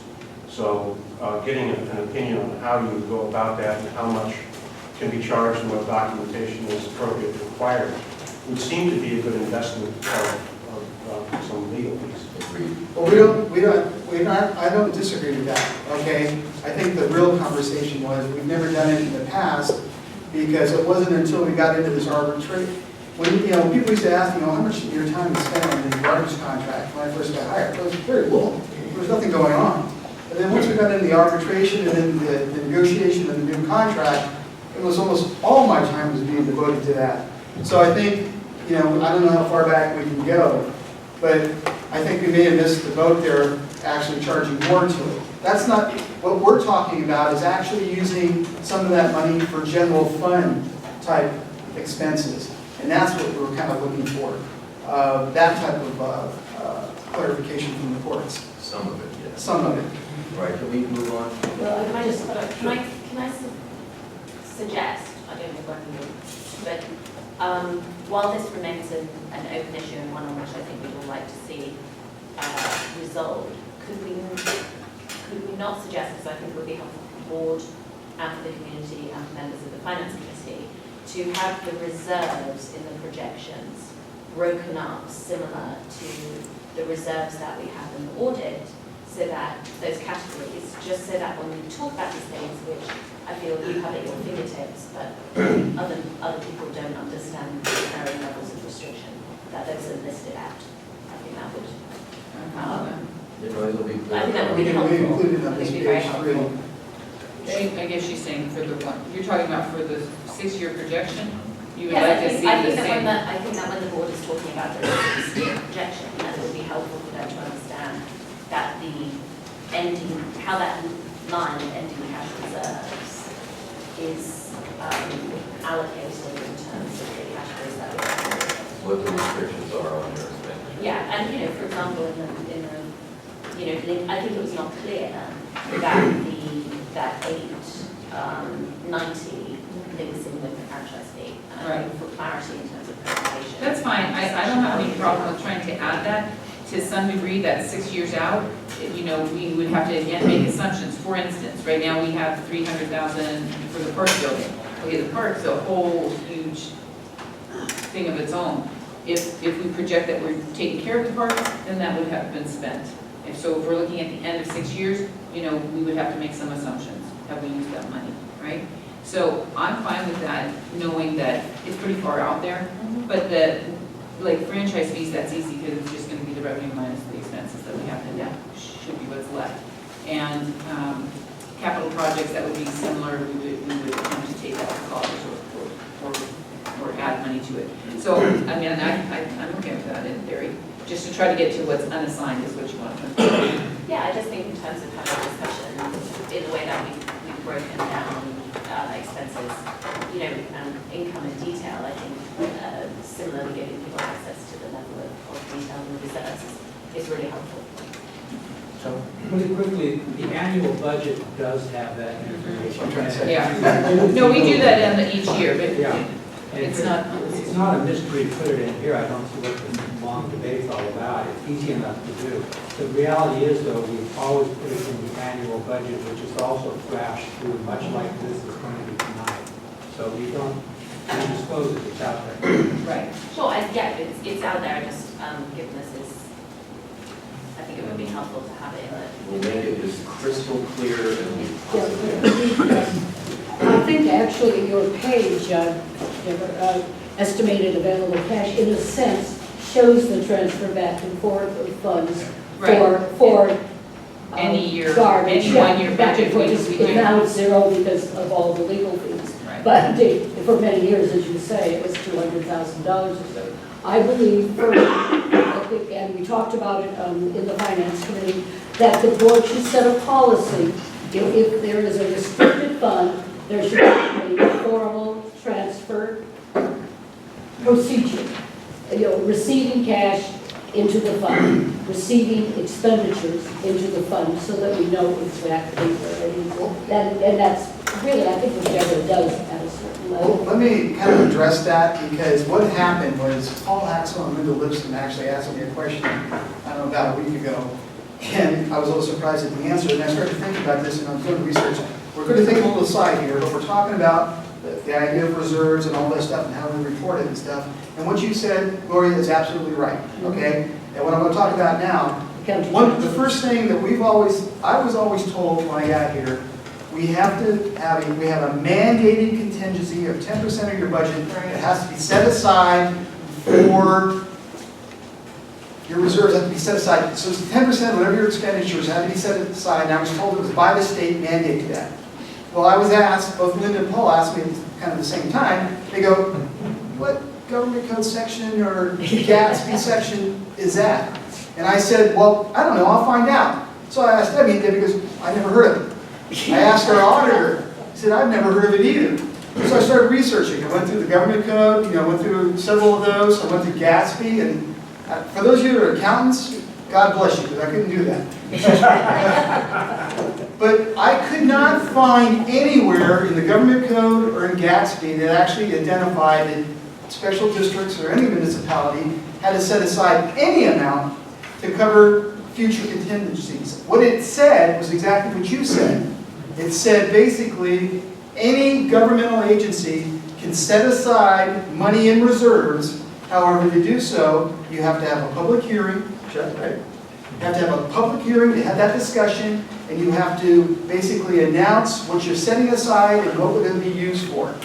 And then the light bulb went on, okay? Because that's when, in page 5 of our budget that you were just speaking of, we actually kind of break that down. And for years, there was this one section, capital levy, it was $100,000. So that was for, 20 years ago, the board said, okay, we're going to dedicate $100,000 of our reserves to purchase police cars. And that was put aside for the purchase of police cars. Now, the way that the Gatsby is interpreted, the way the government code states, that's fine. And then what you do is you purchase those police cars, and then you transfer that money from the reserve back to the general fund. Okay? We've never done that. We've just used that expense as out of the general reserve. We buy a police car, we write the check, and we're done with it. Okay? Then, kind of the same thing for this mandated contingency. All that was, I think 20 years ago, the board said, we're going to set a policy that we're going to, by resolution, we're going to set aside 10% of our expenditures each year for any type of contingency that comes up. And they did that. And somewhere over time, 20, 30 years, because I don't think Lynn was even aware of it when she was on the board, somewhere back there they did this, and it just got carried over, and people said, well, it's a state mandated thing, you have to set that aside, but you can't touch it. No, it's not true, apparently. That even though it's set aside, down the road, if the board says, well, that nearly, in this budget, our current budget, it's almost $300,000. They set it aside for a mandated contingency. Well, the board, by board resolution, could use that money and appropriate for whatever they deem is necessary at a public hearing. So I just had to get that out there. Okay, so it is in the budget. That whole thing about this mandated things, I think, clarified now. As someone can come up with whatever section says we have to do it, and we're back to our program. Okay. I mean, those are all real discussions and I think that this page 29 is really worth, at some later time, having some input on exactly that. The capital projects money just sits, and even though we do buy cars or don't buy cars, whatever we do, no money has ever come out of that, it's always just reserved. And so the theory, well, I'm just saying, the theory is that was supposed to be to have revolving a car every year. That was its original intention. Okay, can I make a suggestion here? I know Gail wanted to say a couple things, and I'm wondering if we might want to change the format here a little bit. It seems that as Greg goes along with his presentation, questions are coming up, and there are questions that arise out of the analyses that we've done before. And I'm just wondering if we might want to change the way we're doing this a little bit and let Gail participate since she was on the agenda anyway. And we just go through Greg's discussion, and as questions come up, they get answered, and we discuss it, and we move on. Does that make sense to folks? Just to keep it less bureaucratic and more effective. Yeah, thank you. That was actually what I wanted to say because. You mind just sit at the table? Find it. Is there some rule that says you can't sit at the table? Find a chair. Carl's chair. Yeah, I just, I felt like as long as Greg was gonna talk about what he thought KPOA ideas were, we might as well just come up here and speak to that ourselves. And it sounds like we're all pretty much similarly on the same page. I don't think there's any real differences, and I think as Tony, you pointed out, the dollars specifically were not that different. And so we hit on the first major piece, which was talking about the garbage. And basically, and I don't want to repeat too much of the college pieces and things already, but the reason we broke it out is specifically because of the restricted nature of those funds. And Linda, you're right. I mean, you could probably make an argument for your management of the franchise and charge parts of your other operation. I'm sure there's ways. The main issue is that, and the way you do your accounting here is very different than I've done in other municipalities. But normally you have funds, separated funds, and then you move the expenses and the revenue into that fund, and it's restricted. And so it wouldn't be part of your general fund. So that's more of a technical discussion we don't really need to get into. Well, and it's a matter also, I think, we made it clear that as long as we understand what the purpose of the fund is, then we can avoid a lot of discussion, a lot of argument. Right, and so the reason KPOA broke it out was only specifically for that reason. Now, if there were expenses that were legitimate solid waste expenses that we left in our analysis, and we should have balanced that one way or the other. So that is true. Going forward in Greg's analysis, though, I did see that we left the franchise fees in, but reduced. There was no $1 or $1,000 a year in the future for that particular account. So you shouldn't have both, right? You take the revenue out, or you have revenue and you have the expense against the revenue. Right. So, and That's what we have. well, the way it's portrayed in the new analysis that Greg had, I felt was not, it was showing higher level of revenue. So the only difference we have right now between our analysis and Greg's is about $50,000 a year, and that's due to the franchise. Okay. That's the only difference we have. Okay, I was saying, we have in this one, the chief has revenue and expenses. The reason the expenses are down to 1,000 is because ideally we won't have the legal fees and we'll go back to a normal. Yeah, I understand that. So the only argument we'd say is just put it below the line, the revenue below the line. Well, Because that's why it's showing as being available for other. I understand, and that was more the comment about at the end, taking the reserve out. But the reality is it does show in our financial with the audit, it is part of our total net position. It is, but again. I understand, and then it is set aside after the fact. Right, and so I think it's just, again, the way you show it so that it's not showing it being available for other district expenses like parks or police service. That was our concern. Okay, so we nail that? No, I mean, I understand the difference. It's not up to me. I don't have a dog in the fight. So it's up to other people who want to decide. I don't think that it's incorrect to have it here if then it is shown after the fact that the net is taken out as a reserve. And part of the reason I feel that way is because in tough times, everything's open to discussion, and it's real money that's there. And whether or not anybody wants to hoard it for garbage or wants to try to legally get that made available, that's a discussion. And I think it's important to know that there's some money there with a reserve right now. But I mean, I think that the flow is important. But I mean, I just crank the numbers, so it doesn't matter. Whatever everybody decides is fine. Okay, well, I think we have other issues. Okay, so going through that page will be handed out, okay, and what I'm trying to do is just kind of, I'm trying to explain the differences between the two groups, their analysis, okay? So now I think we beat the franchise fees to death. Wait a minute. The other big item, I don't know if your group took into account the Measure WW funds. No, we weren't, again, we used Greg's numbers that he gave to the Finance Committee in November, and no exception.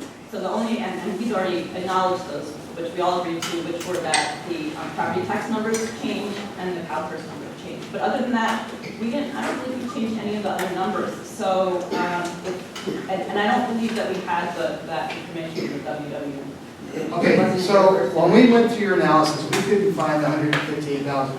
And one of the things I put into my most recent analysis is, first of all, correct Debbie a little bit, you're looking at the old audit. Okay, so the board did set aside, I want to get back to that, but the board did set aside years ago $300,000 for community center building improvements, right? By resolution. The board has used some of those funds this past fiscal year for our architect and our financial analysis, for Measure L. So basically now that $300,000 allocation is down to $241,500. So that's still in the reserve fund allocated for building remodel, okay? You could probably transfer it out of that reserve and you spent the $60,000. Yes. So the reserve is now down to 241. Right, Yes. which is what the chief shows. That's what we show in the budget. But it's also then, when we're talking about looking 6 years out, ideally, I mean, I guess you guys are gonna tackle that, So basically what I'm saying is, we spend that, we don't even have to spend that 241. But what we do have to do is by 2018, we have to spend 158,000. And the assumption I made in my analysis was, okay, in fiscal year, I think it was 17, 18, we're gonna do all this, we're gonna pay the bills, so we're gonna use that 241 of our money, we're gonna use the 158 in that grant. Okay? So can I have So- clarification on that then? Because what we assumed was, we didn't know about this from WW, but we assumed that you were going to use the 241 that the board had put in the budget, was in the budget this year as a reserve. And whatever year you had designated, you were going to use it.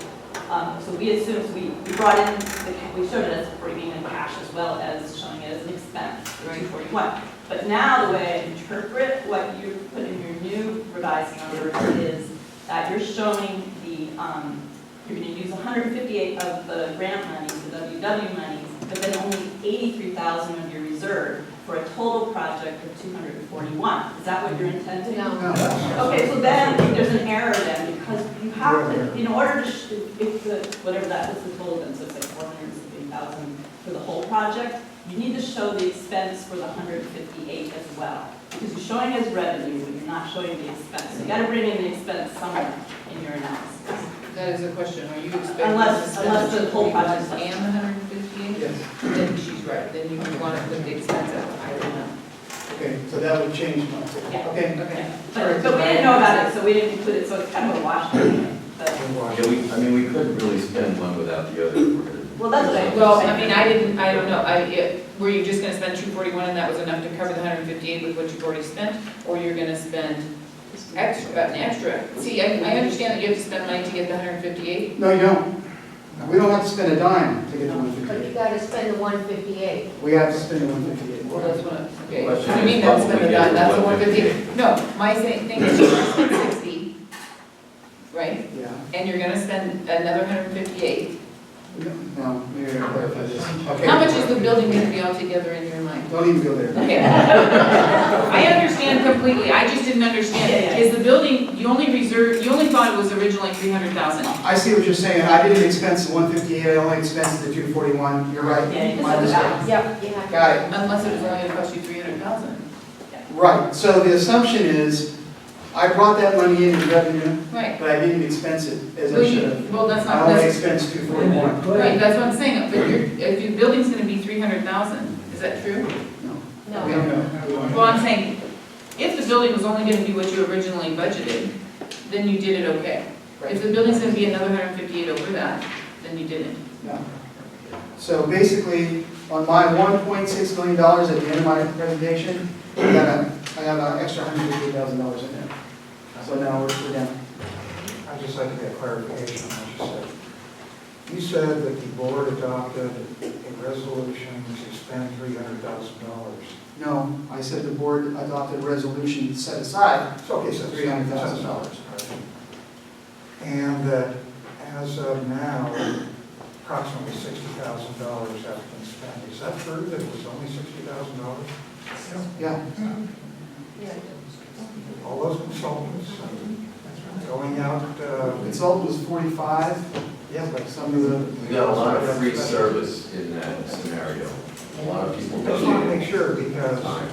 Well, I mean, there could have been more, and it just was covered out of the general fund. I mean, the cost of the election.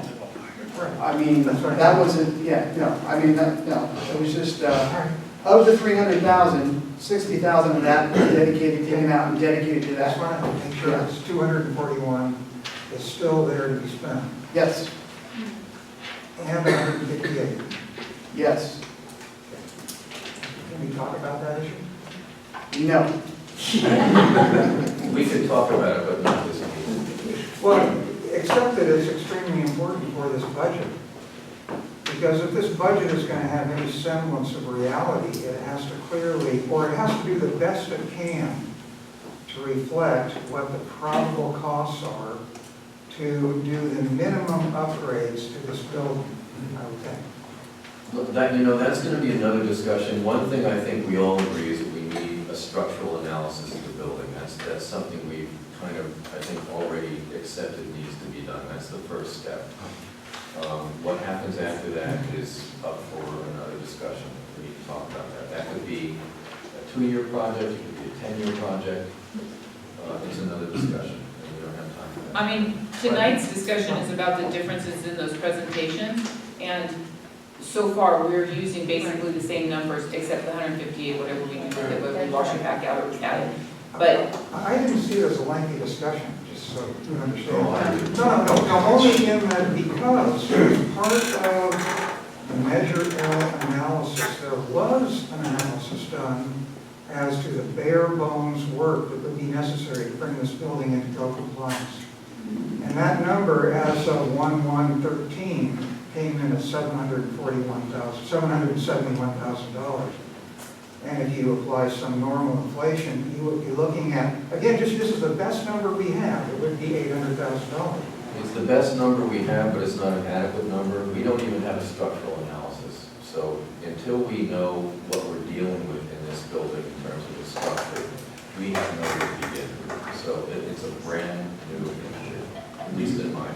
Okay, you will remember I asked you a couple of weeks ago to put the building, I sent you an email, both of you, talk the issue of the building on the agenda. The agenda was full. Now, I too think it is very important for us to understand what we want to do with this, because this is going to be a major expense.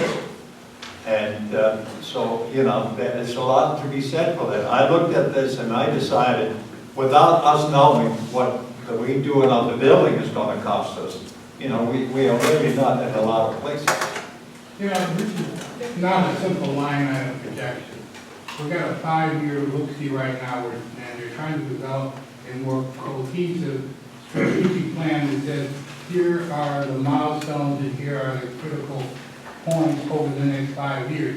There's nothing that's been said that these things will happen this year, or next year, or the year after. So I'm not sure we're having a meaningful discussion about this reserve, other than the fact that it's there, and we need to look at where it could be applied, and should be applied. I don't believe the board is going to go off and write a check for $341,000 or whatever this year to redo the building. What I do expect them to do is take a good look, see what the costs are going to be, and pull that into the long-term projection of how to run this place. But the discussion has to start someplace. I agree. We're going to have that discussion. That's a discussion that is on the table for this year, absolutely, and it's a high priority.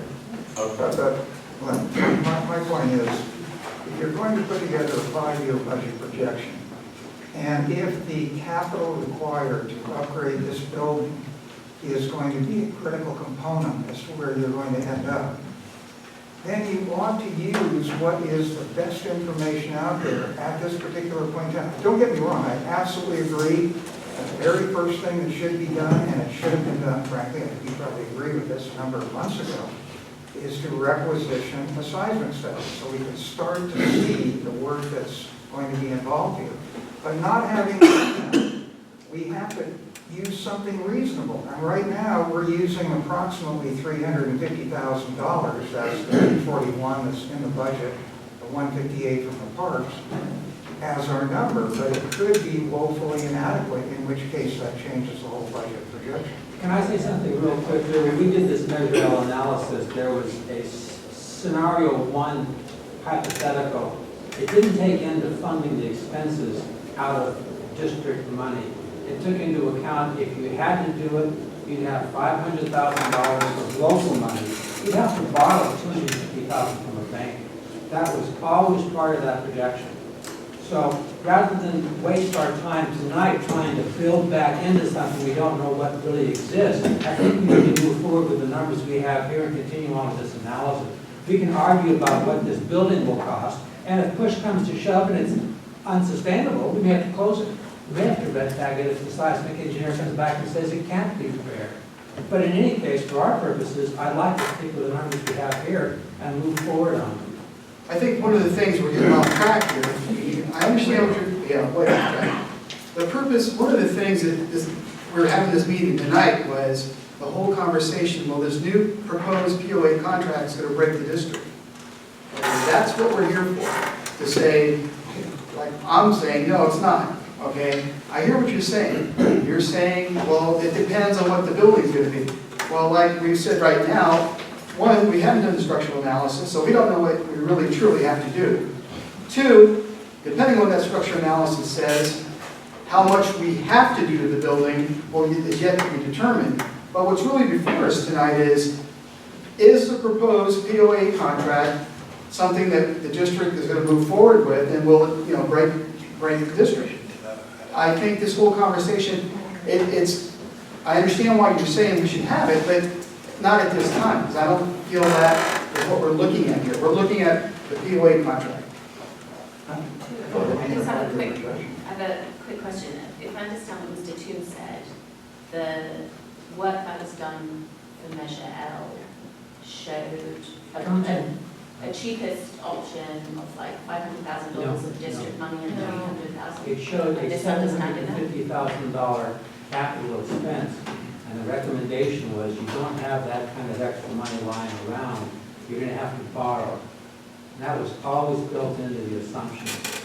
You might have to borrow the extra money above what you had on hand. You know, at the risk of creating controversy here, we have managed to get by with this building for an awfully long time. Right now, the priority is getting continuation of police services. We need to have a discussion about the building. Part of that discussion is going to be, what's the urgency of doing something about the building? I think we can all sort of sign on to the idea that there's some urgency in getting a structural analysis. And there's urgency once we get that analysis to talk about what we want to do with the building. That could involve a 5-year time frame, a 10-year time frame. It all depends on the priority we want to give it. And we have to balance that kind of priority against the priority of maintaining what we consider to be an adequate police force and all the other services that we think the community needs. So it really is just another discussion. And if we come back 6 months from now, a year from now, and we have to do this anyway. We have to look at the budget periodically and make sure our projections are matching up with reality. There's a certain point at which we say, okay, well, we do want to come up with money to do this building. We've got to get an estimate for what that is. Once we get that estimate and we talk about the priority, then we talk about how to fund it, and it gets worked into the budget discussion. To me, that's the only sane way to proceed with what we're trying to do right now. One thing at a time. Okay, back to the comparison. So we talked about Measure WW. The next one up, the biggest ticket item, I think, is we briefly touched on this at the beginning of this conversation, was that 3% salary increase that I put in for years 1819 and 1920. That's been taken out of my new projections. However, the Property Owners Association, in their analysis, they left it in, okay? So that difference is $104,000. And that wasn't their fault because they were taking your numbers. And like I said, had we worked together, we wouldn't have, anyway. That's my little side. Can I just make a comment, Greg? Because, the way you characterize it is that we weren't, I thought we had met and that we had agreed to the numbers that we were going to agree to. and that you felt like you needed to do your own analysis. So if I misunderstood that, I apologize, because our understanding was you wanted to do your own thing. And we thought the numbers we basically agreed where we had disagreed, which was the property tax. All right, you know what, we don't need to argue about that, we can work together, if we want to work together in the future, let's do it. I mean, yeah, we all wanted to work together, but All right. I just want to say something, maybe we can cut the chase on this, because, I agree. You can take those 3% numbers out, it's probably a good thing to do it. Again, it's really more of a policy question about what the assumptions are that are in your projections. And really, the difference right now on the expense side is about $45,000 for most of the years on average. And so really some of those might be because you were able to find places in your budget where you actually had reduced costs, like workers' comp. It looked like you had reduced your workers' comp number. You are projecting a fairly low overtime compared to what you've experienced, but that's something you possibly could manage. So it's great because that's cost containment and that's what we're all looking for. And then there's the policy decisions for the board, which we just need to say, look, in the projections, Greg is saying that he's not going to give a salary adjustment, or he's not going to recommend a salary adjustment for any of the staff that are non-sworn. And that's in this assumption now in the new projection. And then also there's an assumption that in the future the police officers won't get a salary increase. So that's fine to put that in, and as long as the board wants to say, oh, we're going to adopt that policy, or we're going to consider that as part of the projection, because that's what we think we're going to do, we're fine with that. We'll revise our numbers too. I think, again, we were just looking for what you had done already as a board, as far as policies you'd already adopted, and then what Greg was suggesting was, reality. But as long as the projections are realistic. I mean, if you don't want to put in numbers where you go, oh, we're definitely not going to do this, and then put a lower number just to make the outcome look good in the end. So, so I think, basically the dollar amount is not that far off, but from our standpoint, the overall, so the dollar amount may have shifted since the new projection and what you've given us. And so the total deficit that we might be seeing in the last year of the contract might be lower, but it's still sort of going on that sort of downward, this is what I see right now. Well, let's go through the whole discussion, okay, and see what that turns out to be. No, I mean, basically you're agreeing to you understand what these changes are, that's not your issue, right? Right. I don't think that we need to go through those. Everybody's good there. There's some value to letting the rest of the group who haven't seen these go through. Okay. Well, can we, if we're not arguing that much of it, can we try to be cursory about it so we can move on? Okay, I'm a little confused. What do you want to do? We're going to go through the rest of this, summarize it for those who didn't get it until tonight, and explain the differences between the two so everybody knows what they are, and then you can sure argue policy later on, but let's get the footprint down correctly. Yeah, so let's get the final figure after we made some of the corrections we've come forward tonight. Okay, so we talked about the 104. Now, what you didn't have, and what we now know, what I put back in the budget, is $42,000 on a workers' comp claim, not a claim, a workers' comp injury. And for those of you in the audience who understand this, and for the committee, basically what happens is with our workers' comp insurance, an officer goes out on an injury, our workers' comp insurance pays half of their salary. We have to pick up the other half. However, there's a savings there. Now currently we have an officer who's out on injury, and I'm estimating he'll probably be out the full year. And so I estimate a salary saving of $42,000. You didn't have that information, except it was kind of, the irony of it was at the November meeting, I was given the phone call, right? I was given an example. Well, this stuff changes daily. And then I get the phone call, we got an officer that's hurt, and that's the result of it. Yeah. Do we have a reserve officer that we have to come for, bringing him to cover for? No. We have reserve officers, and we have a reserve officer that's solo, and he covers shifts, but we don't use that, particularly we really can't. But no, we're not incurring overtime just to fill that one slot, is what I'm trying to say. We move things around, okay? I hope that answers your question. Well, and if I can editorialize, I mean, 9 police officers, 1 gets hurt, all of a sudden we're down to 8. It does illustrate that it helps to have a certain critical mass of reserve, right? Reserve money, reserve officers, reserve capability. It because, you know, these things happen, people get hurt, things you don't count on happen. If you don't have enough initial reserve to work with, that can get very tough to deal with. And it's, go ahead. The next item is nearly $61,000. The property owners group, they took our 14, 15 salaries for our non-sworn salary positions, and they projected I guess it was cost of living increase. Is that what you added? Raises equal to what the police. I think we took your numbers. No. Yeah, we took your numbers. We didn't change those. Didn't change those? No. You had actually already put the adjustments. Original. Oh, in the original one. Right. Right, so what I did is all I'm saying is you used my numbers, however, for my new projection, and so everyone understands, this fiscal year, there was it wasn't a raise, it was a salary adjustment. We looked at the job duties of our civilian staff, compared it with other agencies, made a salary adjustment. Based on that salary adjustment, I don't foresee any,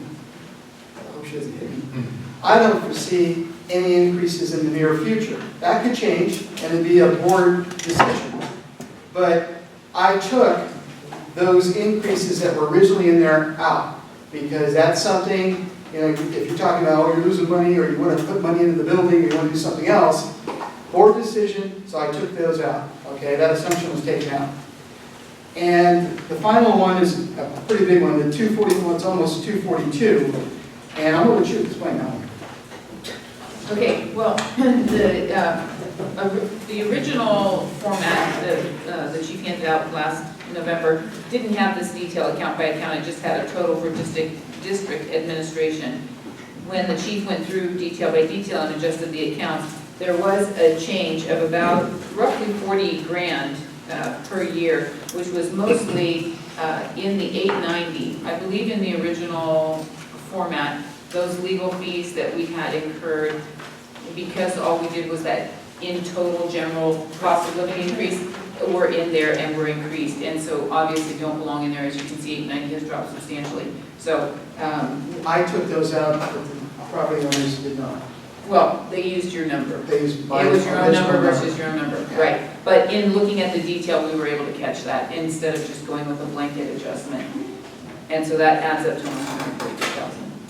So basically what that sheet in front of you is basically saying is when we look at the property owners' numbers, and they say at the end of the 6-year projection, they anticipate the reserve total will be $648,163. Well, the fund balance before the reserves. Yeah. What we're saying is, well, yeah, but if you add in these other figures, it's more like 1.5 million, which is now my adjusted number minus 158. Right. So I think we're on the same page, at least numbers-wise. We're at, what'd you tell me? 1.389? Yeah, almost 1.4. And so I have a fundamental disagreement with Gail's statement. Well, we're on this downward projection of revenue losses. No, I would say that we're at the fiscal year now, we have reserves of 1.4 million, and we do the whole police contract with revenue increases, with the new property tax increases that we're anticipating. At the end of the 5 years, or the end of 6 years, we're essentially at the same place at the end. we're at the same place. So I don't see this, no, in 6 years we're going broke, that is out in the community right now. Well, we never said the community was going broke. I'm not saying you did. I'm just saying if you read a lot of the online discussion. Gail has seen our analysis. Would you like to comment? Well, I just want to say that so we've had a lot of changes and we haven't thrown it all back in the mixer yet to see how it comes out. But, you know, yes, I could see that the fund balance could possibly be higher. But again, so we talked about the expenditure side, and again, the board needs to really weigh in on, okay, are we sort of agreeing to that? And I'm not going to go out to fiscal year 18 and 19, 19 and 20 because it's probably too far out right now to look at, but just within the time frame of the MOU, which is important to look at. So even with your new projection, Greg, and that's without top of the measure W, you're still showing a $95,000 deficit. We showed $130,000, so the gap is narrowed, which is great. But that's our concern. Now, the other piece that we didn't even bring into the puzzle is. But, hold on. Yeah. When you're saying the $95,000, you think that's cumulative, I believe that's 1 year. No, it's just 1 year. Right, so I'm saying, over time though, it's not a shortfall. No, it is. You're showing in that last fiscal year, you're showing a deficit. In the last year, yes, but against the, and that's because that's where the building is sitting. Yeah. No, but that, when you recalculate, you won't show that deficit. When you do the offset with the, because you show too much revenue right now and no expense. Right, so that would No, I'm show more of showing- a deficit. Well, I'm actually showing that remodel that year of the 241. Right, but I'm I'm showing saying- expense of 241. But I'm saying, no, that 158, if we adjust that out, it will show a bigger deficit, right? Okay, well, it'll show a bigger one. It will show a bigger deficit, but what I'm saying is, what it sounded like to me that you were saying was that over time, we would end up at a negative, you're saying there's a downward trend, but that's only 1 year. The other years with an 86 positive and 108 positive and basically break even, that's not. Well, but it is going down because again, it's a question of how you handle the franchise fees, because again, right now you're showing it as like the franchise fees offsetting the total. I understand. So, I mean, it. But in that same token, we would have to adjust this first number to take out those reserves as well. Yeah. So I'm saying if you're comparing apples to apples, these, whether or not you include franchise or not, it's apples to apples here within these years. I can't answer that because I'm not, I haven't really looked at it. Okay. So, but. Okay, Yeah, I think just.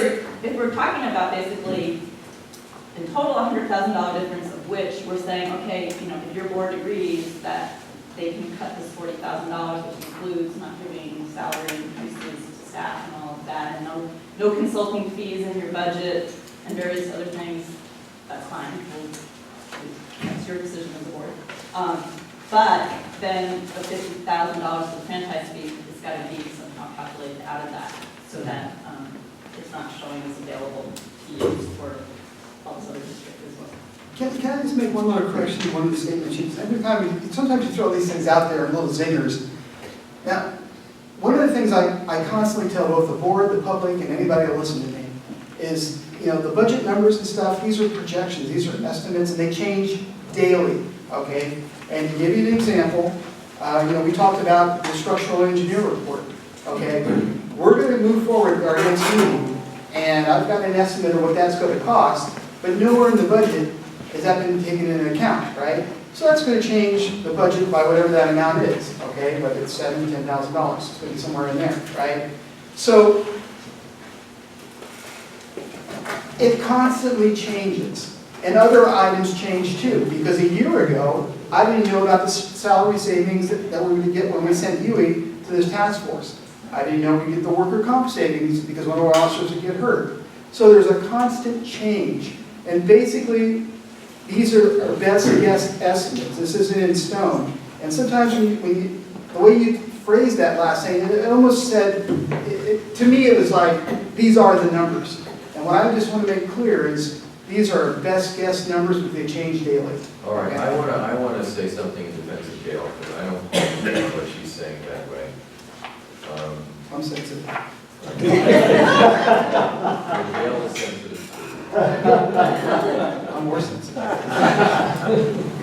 I guess the way I would put it is that we're not in an emergency situation. We're clearly not in an emergency situation. Some of the stuff that was out there made it look pretty darn dire. This whole process is iterative. We make our best guess. We project out 4 or 5 years. We absolutely need, with discipline, to come back periodically and match our projections up with reality. Greg is absolutely right. Stuff happens. We've gotten some huge revenue windfall. We've had some expenses we didn't count on. I know for goddamn sure we're going to get a sound system in here that works. Money. So, stuff's going to happen, but there's nothing, I'm not seeing anything here that's going to get in the way of us saying, let's go forward with the police contract. And just to remind folks, the fact that we have a contract does not lock us in to having 9 police on duty all the time. We have the ability to lay off if we need to lay off, just like every government agency does. And typically, government agencies lock into civil service determined salaries, right? And they get collectively bargained from time to time. We have what we call salary savings. We can hold positions open when people retire, and we do expect people to retire over time. We don't want to do that kind of thing because, personally, and I think most of us believe that we want to keep the kind of police presence we have, and the low crime rate we have is not an accident. But the point is, if we, go to the next meeting and we say, okay, we're going to approve the police contract, there are question marks going forward, but there's nothing in here that I see, and I'm happy to entertain difference of opinion in this group here. There's nothing I see here that is enough of a red flag to say we can't do that. We certainly have to keep an eye on it. But we're not in a dire situation now. We're in a situation that demands caution. And I think, frankly, this community is so tiny that we always have to be in sort of a mode of caution because it's so easy for things to happen that really get us out of whack. We're not the city of Berkeley. We're not the city of San Francisco. We don't have, a city attorney, a PIO, all these different support staff. We have a volunteer board, a bunch of volunteer citizens who do wonderful work, volunteers sitting on this committee. We operate under a very different paradigm. And so, I see that we're basically on track here, and people want to say we're not, and we're getting something really wrong here. Please speak up. And I just want to thank, you've gotten to this point, I think, because of all of the homework that's been done up to now. Every time we've gone back to this and reiterated what we're looking at, we've gotten better, we've gotten more precise, and more sophisticated about how to characterize this. So it's been a group effort. And so where do we go from here? I could go to the bathroom. All right, yes. I just want to point out, Chief, thank you, and Debbie, thank you for all the numbers. And what I'm looking at, the last sheet that I'm looking at says that budget 14-15 says we'll have ending cash reserves of $1,214,878. And the projection going out was in 2020. $1,547,133, and if we reduce that by the 158, we come up with somewhere along the line of $1,004,000. Based on the expense projection, I see that as about a 40+% reserve, and I think that's damn good.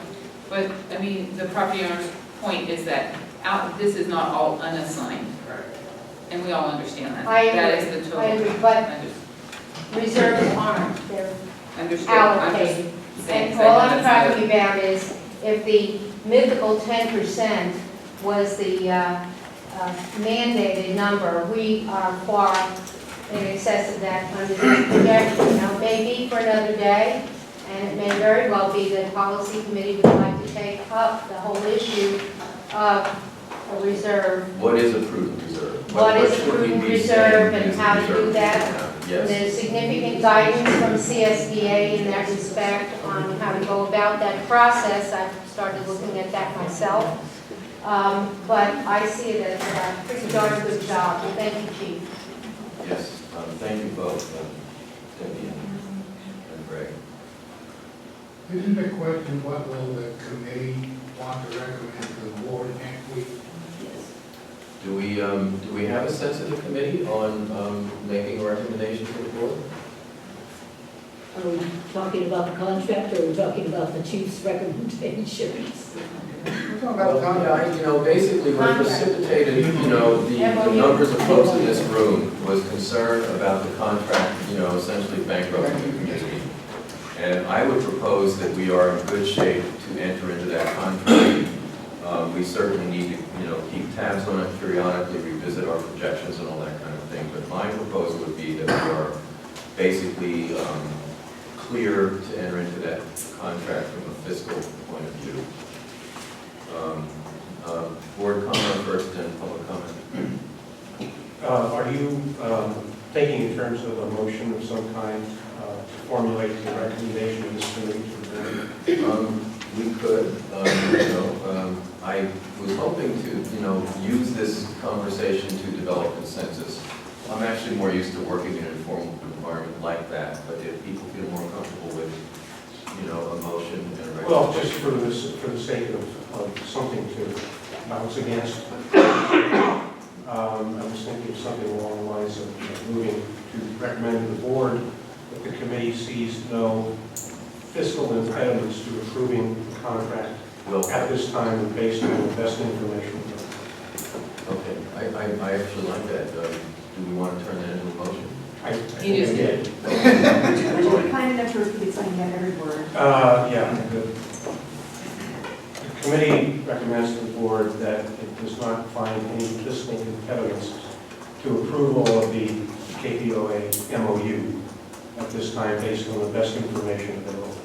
I said just Friendly amendment that the wording is that this committee accepts the recommendation of the general manager and in his report to the committee tonight. And then what you said. As a preface. Yes. I agree with that. Okay, to accept recommendation of general manager.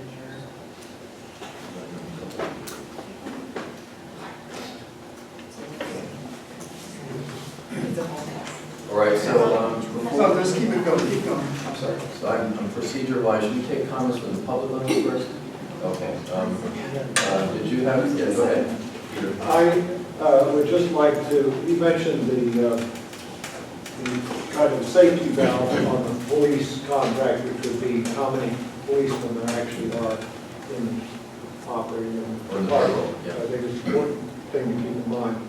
You also mentioned this building and how we're getting by with it pretty well all this time. The thing about that is that we don't know when there could be an event that would be seriously destructive of this building.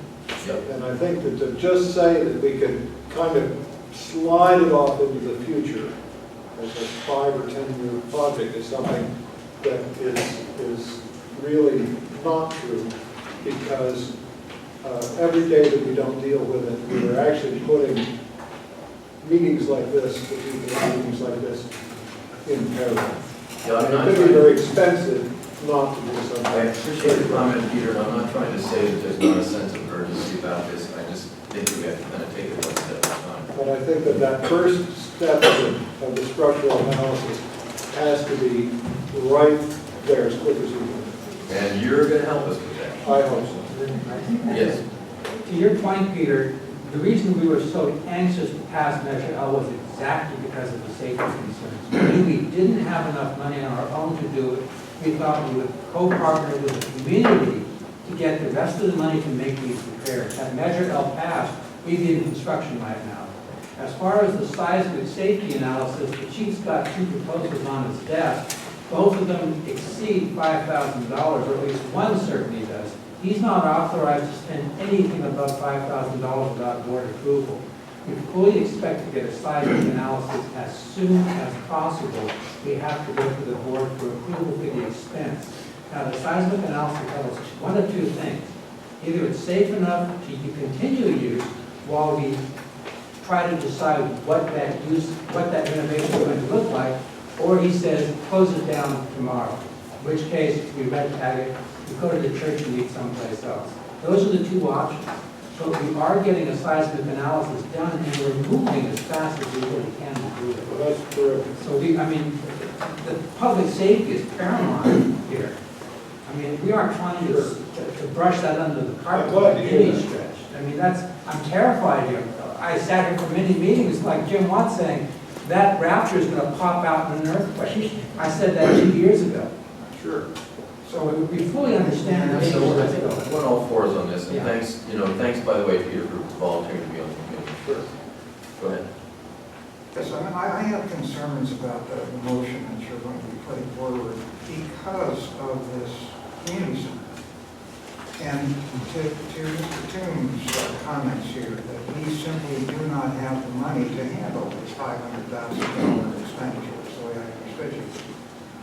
Let me ask you this. If in fact a seismic study was produced that indicated there were some significant structural problems here, necessitating, I'm going to use the numbers that I threw out before, the expenditure of $800,000 to bring this building into code compliance, because we all know that once you start spending money in excess of a certain amount, then you have to meet ADA issues, etc. So the kitchen's going to have to be upgraded, there are going to have to be some changes made to the bathroom. If in fact, let's just use this as a hypothetical, because if I get the right answer from you, I might go along with you on this recommendation. You will never go along with me. Only because all of you are expressing this concern and pointing out that you see this as a very urgent matter, but I think we have to be honest with ourselves here. The June ballot for Measure L was the ballot for Measure L was June 3rd. We have now gone about 8 months with no issuance of a seismic safety. But I don't want to go there. Where I want to go is, supposing it shows that it's going to be $800,000. Surely people as members of the board are not going to tell me that we are not going to find that money, if it even means going into what we call our reserves, which, as Ms. Lipscomb just indicated, by this budget, by the end of the 5th year, will total $1.4 million. Surely we can find this money. So I'm concerned when you say that we don't have the money to do this, if in fact that eventuality occurs. Okay, it's not a matter of not being able to find the money. I'm fairly certain that is a question of timing. Over what period of time do we look for the money? How urgent is it that we act? Consider two things. Either we're great or we're red tagged. We're probably going to land somewhere in the middle. And, you know, none of us like to live with risk. I remember driving over the Bay Bridge and, you know, before they had fixed it, and was wondering about that every day. Half the houses in Kensington will probably come down if there's an earthquake. So we are living with a certain amount of risk. This is a public facility. We have an obligation to deal with the safety issues that may present with urgency. We start with a structural analysis, we see what we get, we work it from there, and we want to move forward as quickly as we realistically can. If we need to find $800,000, we'll find it. If we have to go to, you know, have to do cookouts or whatever, if that's what we need to get the money, we'll get the money. But we need to know exactly, you know, what it is we're dealing with first, so we can determine the urgency, and we can determine what the time frame is going to be.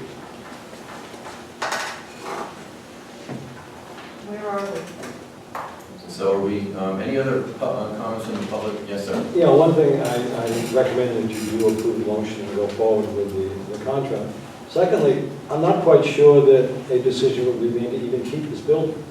It really depends on how much it's going to cost and who's going to pay for it. And I think the public has to make a decision as to whether they want that money to come out of the existing revenues that go into the district, or they want to pay it in a different way. And I think the public has to make that decision, and if they don't want to pay for it, then I'm quite convinced that this building is not worth the amount of money it would take to renovate it. And then, as Director Green said, you red tag it, and then you hold your meeting somewhere else. So, and that's a decision that has to be made down the road after you've done the structural analysis, and you get some sense of what it's going to cost. But to suggest that you're going to find the money, and you're going to possibly pull a good deal of it out of the revenues that come to the district, I think is kind of fallacious. And it takes a lot more thought going forward. You know, I have to say, some of us were at the financial committee meeting of the fire board earlier today, and, you know, they're talking about a very similar issue with respect to the public safety building. They're trying to figure out whether to raise it or to keep renovating it. They're spending a lot of money renovating it. But it's interesting because the seismic stuff is obviously a Kensington concern, because that was the discussion there too. Yeah, I mean, everybody feels at risk when they're. We live on the fault, folks, you know, so that's the life we chose here. Anyway, so are we ready to, we have a motion and a second. Did you get that all down, Lynn? Okay, I just want to make sure I have this wording correct. Okay. With Tony's amendment, that the committee recommend to the board based on recommendations from the general manager, that the committee sees no impediment, fiscal impediments to approving, The proposed police contract. yes, proposing the officers' MOU at this time based on information. Okay, and we'll probably fix the grammar there a Yeah, little bit. we'll- We'll find out. But is that the general the idea. sense of the thing? I will only have one problem with it, and that is with all of the numbers that the chief has presented this group and the community, I don't see that that has modified the budget. And I'm curious, is that going to have any impact on our ability to pay the proper salaries if we don't modify the budget with all of the things that we were talking about? The inspector who's going to be doing computer work somewhere else, one thing after another. Do we need to have that as part of all this? Or can that be done, we approve the contract? There were, how much did it come to, 280,000, such thing? Well, I mean, the initial figure that put out there was it was going to be $233,000. That's since been, the second part of your chart is if we do nothing with the police officers, okay, and I worked that out. And I think that difference is $290,000, okay? But to answer your question, Gloria, I'm going to take these numbers and I'm going to plug it into the budget, and this is what's going to come to you guys next month or in March, okay? Because I'm good with this. I've done, basically what I did was my legwork for the budget preparation coming up, okay? Now, that could change a little bit in the next 2 months, but hopefully not greatly.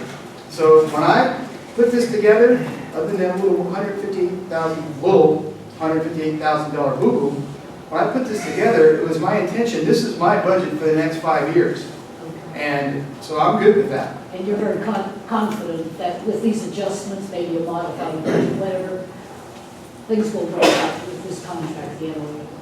Yeah, I mean, like I said, things happen, it's constantly changing. But I don't see, I've never seen this great district going broke in 6-year thing. I mean, that's what the talk was out there. That was kind of the purpose of this meeting. Are we really going broke? And I don't see it, and I don't see this contract causing us to go broke either. And we are going to be meeting quarterly to make sure that we're on track.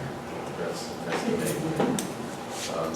Yes, sir. I'd just like to ask, is it the practice of the finance committee to record these votes on members and that vote is recorded in the minutes? If we have dissension, yes, we'll record the ayes and the nays. But usually it's unanimous. And You if want the names of the people who voted for the pro and the con, is that what you're saying? I think it'd be good. I think it's required by Good law. practice to Yeah, have. we'll do that. We haven't run into that yet. We've been unanimous so far. But if there are dissenting votes, we'll record who voted yes and no. Lynn has been good enough to do that. Yeah, it's required by law now. I've Yes. taken the attendance of all of the committee members, so I have everybody's names. So if there are any dissensions, of course, I'll report them. Otherwise, I will report everybody by name as an I in the minutes. Or a nay. Or a nay, yes, I will report everything. That's my job. Okay, are we ready to vote, folks? Any more comments? Thanks. Yeah, I just wanted to say that two unique things happened here this year already that are very important. Number one, this is the first time that this board has ever used a 5-year projection to make long-term financial decisions.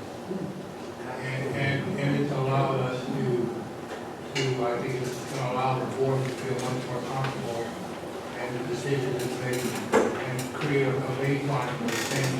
And the second thing is that they not have been another significant change in KPOA work positively with the board and coming up with a reinforced view of the financials and came to the meeting and made that crossover to say, yeah, it makes sense what we're doing. The more we do that as a village or district, the more Cape groups that come to the table with the attitude of how can we help, how can we lick this thing together. So the fewer times we're going to be sitting around here wringing our hands about how we're going to make a budget and whether or not we can afford $9 to $10. May I make a comment? Okay. You know, we asked two of our board members, either directly or indirectly, to negotiate a contract with the officer. And we've been without a contract for 19 months or whatever. And if I had negotiated the contract that anybody else would have, we would have probably gotten them slightly different things. There are a couple of things in there that I don't particularly like. I feel guilty that we are taking money from West County School District, a financially fairly poorly run school district, to cover some of our expenses. I don't think we ought to do this, but we are going to do it. Not only do the officers deserve a contract, the district also deserves a contract. And we had an extension of 12 months and then we didn't get it done. And as most of you know, I believe in getting things done that ought to be done today, do it today. And that's a contract that our representatives have negotiated, and the officers have picked the person to negotiate for them, and I intend to go through the contract. Thank you, and I also want to say that the officers have been exceedingly patient. We took a very long time to get this contract done. I'm not blaming anybody, it's not a matter of blame, it was a difficult negotiation, a difficult time. And I just want to express my appreciation to the officers in this community who serve us exceptionally well and have been putting up with a lot of sort of anxiety and, wondering what the future holds. So I'm really glad that we can finally move forward with this. So we're ready to vote? Do you want to just do a roll call vote here? Well, why don't we You first... need the yeses and the no's, the names of the yeses and the no's. Well, let's just first see if there's any, all in favor, say aye. Aye. Is anybody opposed? I'm abstaining. I'm abstaining. Okay. I'm sorry. They're abstaining. Abstaining. Would you like to comment on that? Would that be It's okay with me. I feel quite strongly that the board has two responsibilities within our community. One is to provide our police force, and the other is maintenance of our buildings and our park. And as the parent of a Hilltop child, and as someone who sits in this room now at meetings regularly, I am very concerned that, and I understand why it is that we don't have a number that we feel accurately represent what we need to spend on the community centre and a time frame for that. But the fact is this budget is unable to reflect our plans for the community centre, and that is a clear weighting of our, I feel that's a weighting of our police force obligations over some of the other obligations we have. And until we have that number, we're unable to do it. Well, I would second that too, because, I'm concerned too. I am a grandparent with children who use this facility, and I'm very concerned that we are pushing this off to the side. We're going to worry about it when the results come in from the Cypress study, but of course there's going to be further delays and further delays. I have somewhere my file here, the resolution that was adopted back in 1955, where the people who built this building turned it over to the then KCSD. And they turned it over with the obligation for this board that we're asking to approve this new budget. They turned it over to the board with the obligation that they were to maintain this facility. As far as I know, that resolution stays in place. Maintenance obligations are on the board. We're not passing the maintenance obligations off to cookouts or to any other, fine with the fundraising. But if in fact there is a situation that arises that requires the expenditure of substantial sums of money, the board has to come up quickly with those funds, because we have children and grandchildren at risk in this building, so for that reason, I'm abstaining. Can I add something? Just that last comment. We don't know right yet, until we get that structural analysis, if there's any at risk, as you say. This is being recorded, and it's going to be on the website. I just want to make it clear that we have nothing, and this board has nothing, we have nothing that says that there's any risk at this time associated with this building. I mean, people are making assumptions. So until we get the structural analysis and we know exactly what that risk is, I'm just a little concerned about statements like that being made. I just want to make that clear. Could I make a statement about that? Sure. I think that if you have two proposals on your desk right now, the board should act to allow you to get that study underway. And we will do that. We can't, I mean, we can't imagine that we're not at risk until we get it. Well, this whole community is at risk. Let's not lose sight of that. But we still have an obligation to The minimize. obligation. We still have an obligation to minimize risk as much as we reasonably can. And that's really our charge. Do we have a passed motion? We have a passed motion? We have a passed motion. Before you break, I want to say one thing. We labored very hard to pass Measure L. I think that's thing to say. We really worked for years with a lot of hardcore participation from the community. We spent 3 years just analyzing the condition of the building. We hired consultants. We knew it needed to be repaired. Jim's suggestion was somehow ignoring our duties, anything but. We couldn't get the community to pay for the cost to make this renovation. They wanted us all to fund a cheaper version that is in the long run going to be insufficient for the use of this building. So please don't blame the board. I just want to make it very clear, I resent being blamed here, where we worked so darn hard to try to pass an initiative to get this building renovated. Okay, look, folks, we just had a wonderful meeting. Just about everything. There's still some hard feelings. Yes, sir, please comment. The question that keeps recurring is why wasn't this assessment of potential hazard made before Bell was put forward? Thank you. You know, we were selling. Never came to the meeting. Before. You never came to the meeting where it was discussed. And you, I mean, the hypocrisy of saying, what about the building when you're out, you were so out there with your opposition is unbelievable to me. It's unbelievable. And the hypocrisy.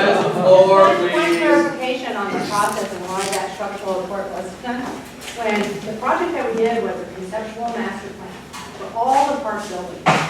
We didn't know if people wanted a two-story building. We didn't know if people wanted this to be bigger or down. We didn't, after we went through that process, we heard from the community, they kind of pretty much like this building. So the idea was until we knew what the kind of conceptual idea and the programming and who would be here and how this building could be used, there was no reason to spend additional money to get a structural analysis for something, structural analysis for a building that we didn't know if it was even going to be this building or in this exact location or this size.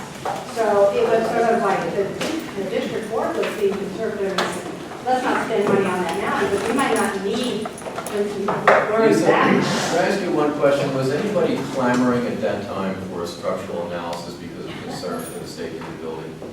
Well, the architect who worked, no, because nobody knew exactly whether we would need a building. Well, my point is nobody knows that now. All of a sudden, people are clamoring, they're saying, my God, the building's about to fall down. When did this talk start to happen?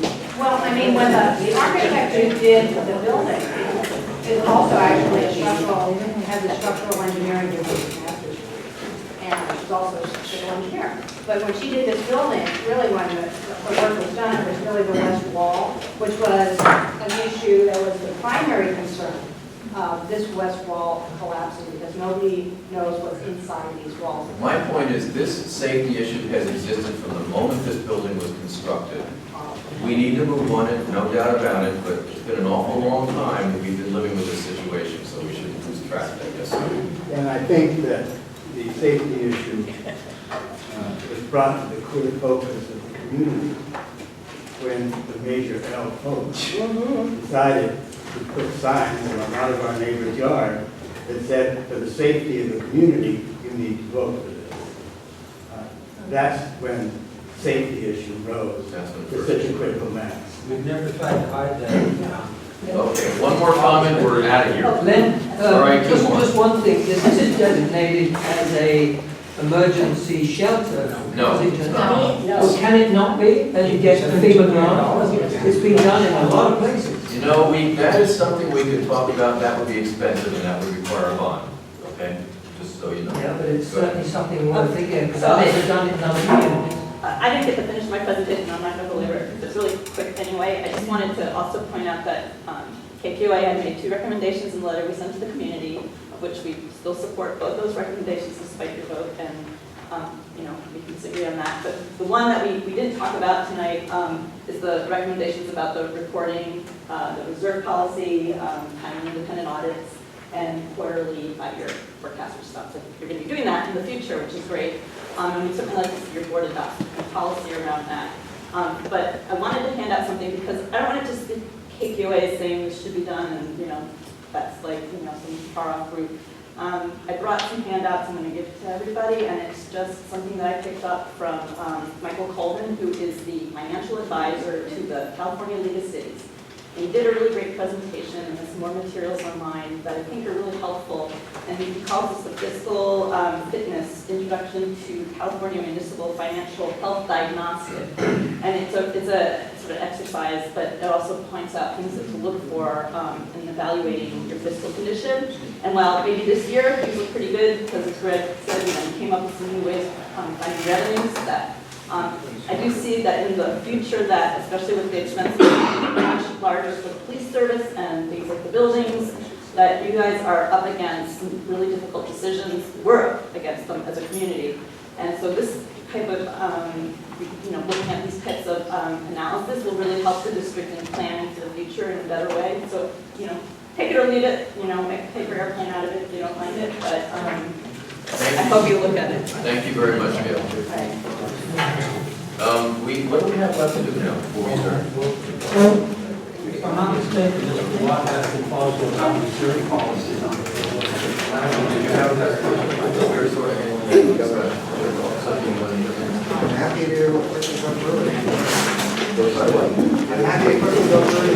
Well, people are leaving, so. Hey, folks, wait a minute, we're not done.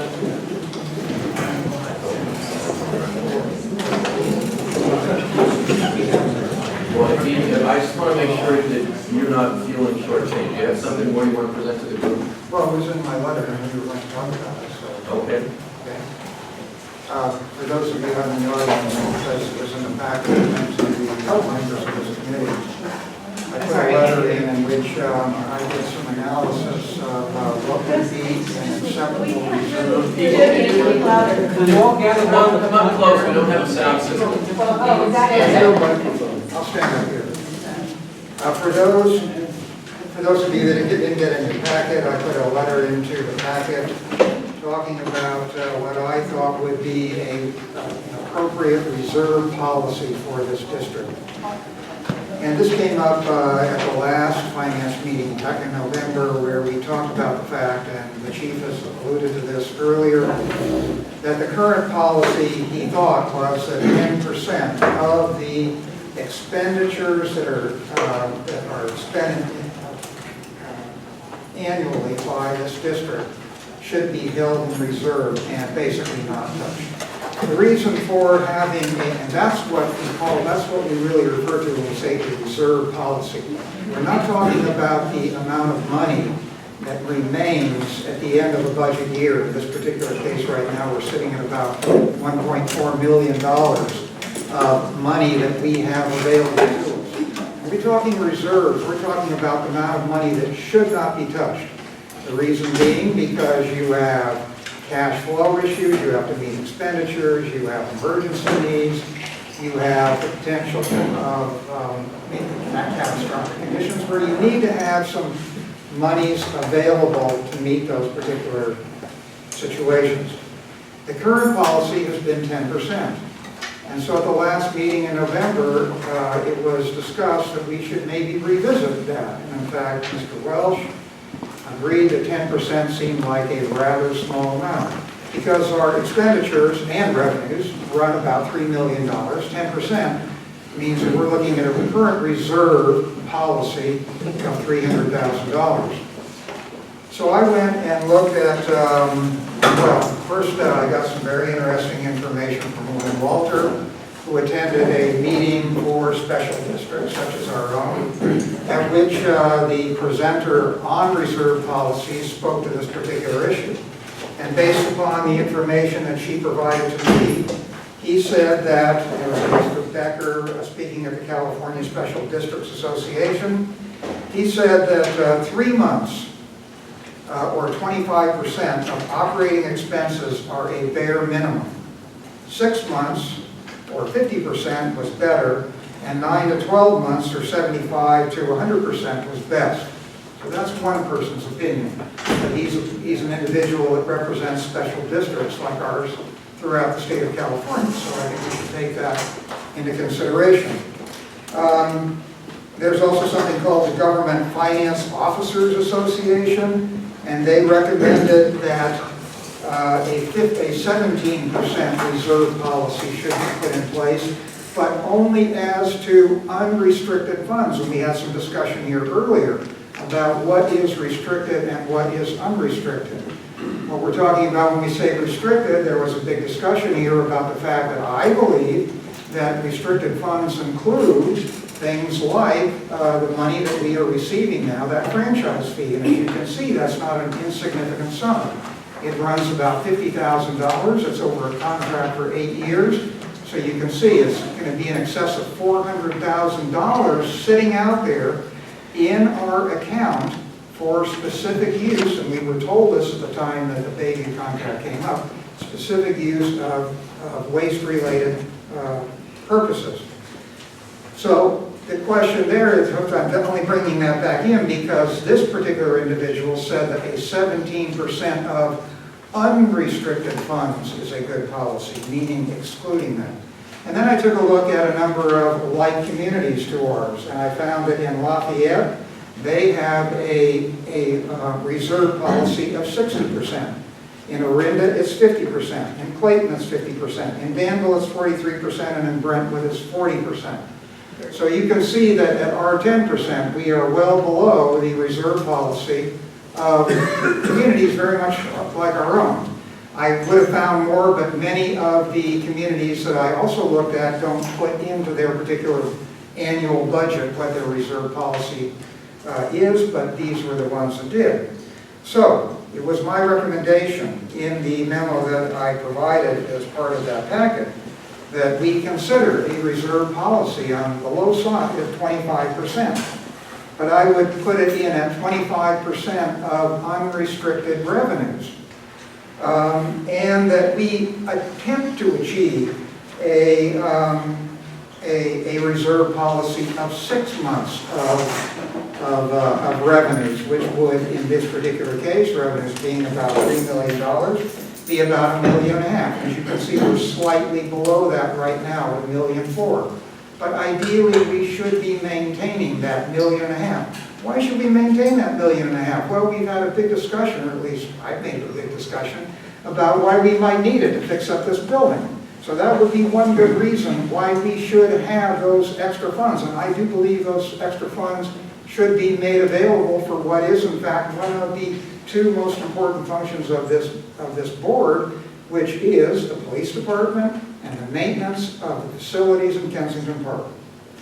And the last thing that I put in my memo to you was that I felt that the Finance Committee, as almost all other communities, many of the same communities that I just referenced here in the reserve policies, that they should have a policy that says that it should be a requirement that the board adopt a balanced budget policy, meaning that you are always striving to balance your revenues with your expenditures. Now, obviously, I would exclude from that capital expenditures such that if in fact we have a $500,000 need to spend money on this facility, that isn't suddenly saying that we suddenly fell below our mandated policy.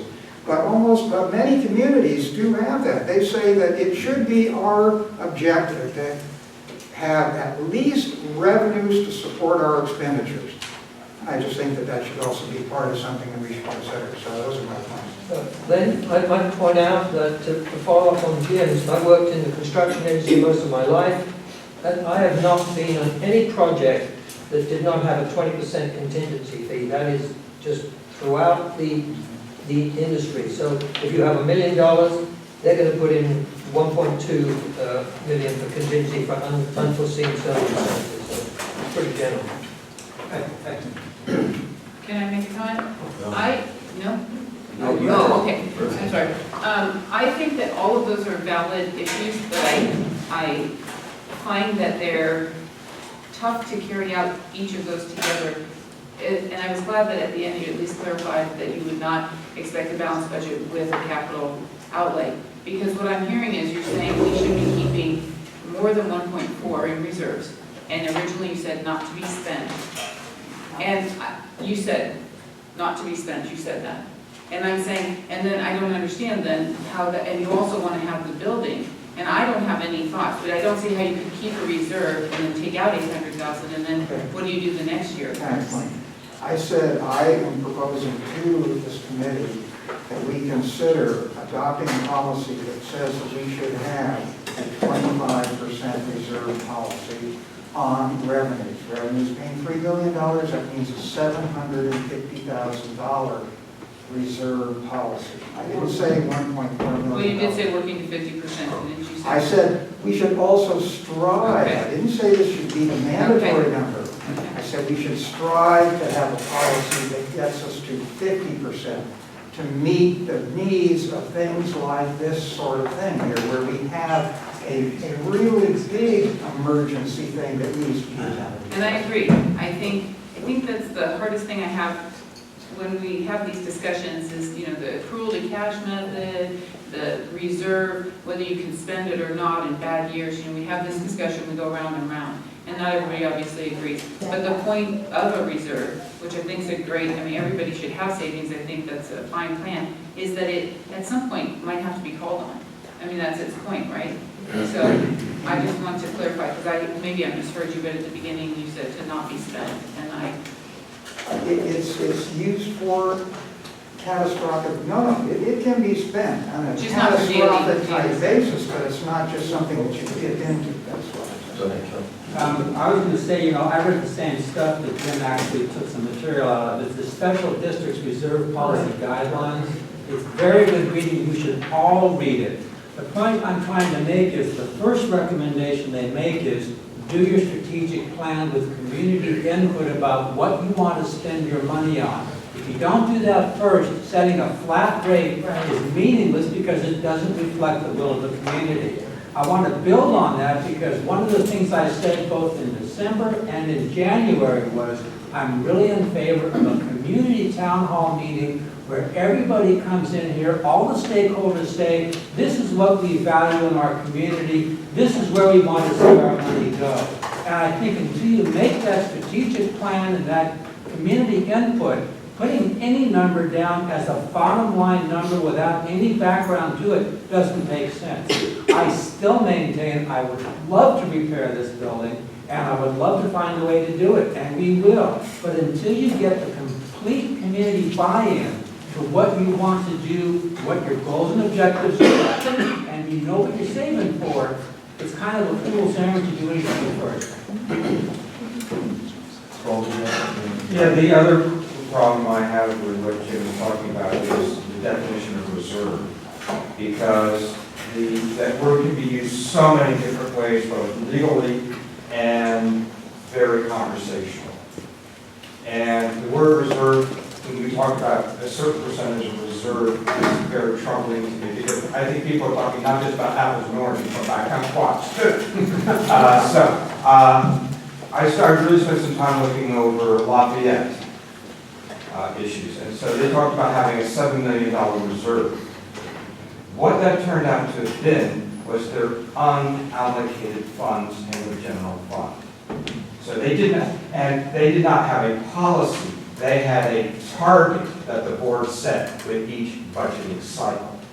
So there's a very specific thing, but it's not reserved in the sense of earmarking it as something to save, not spend. It's just saying we want to have at the end of the year so much % of our operating budget in the bank.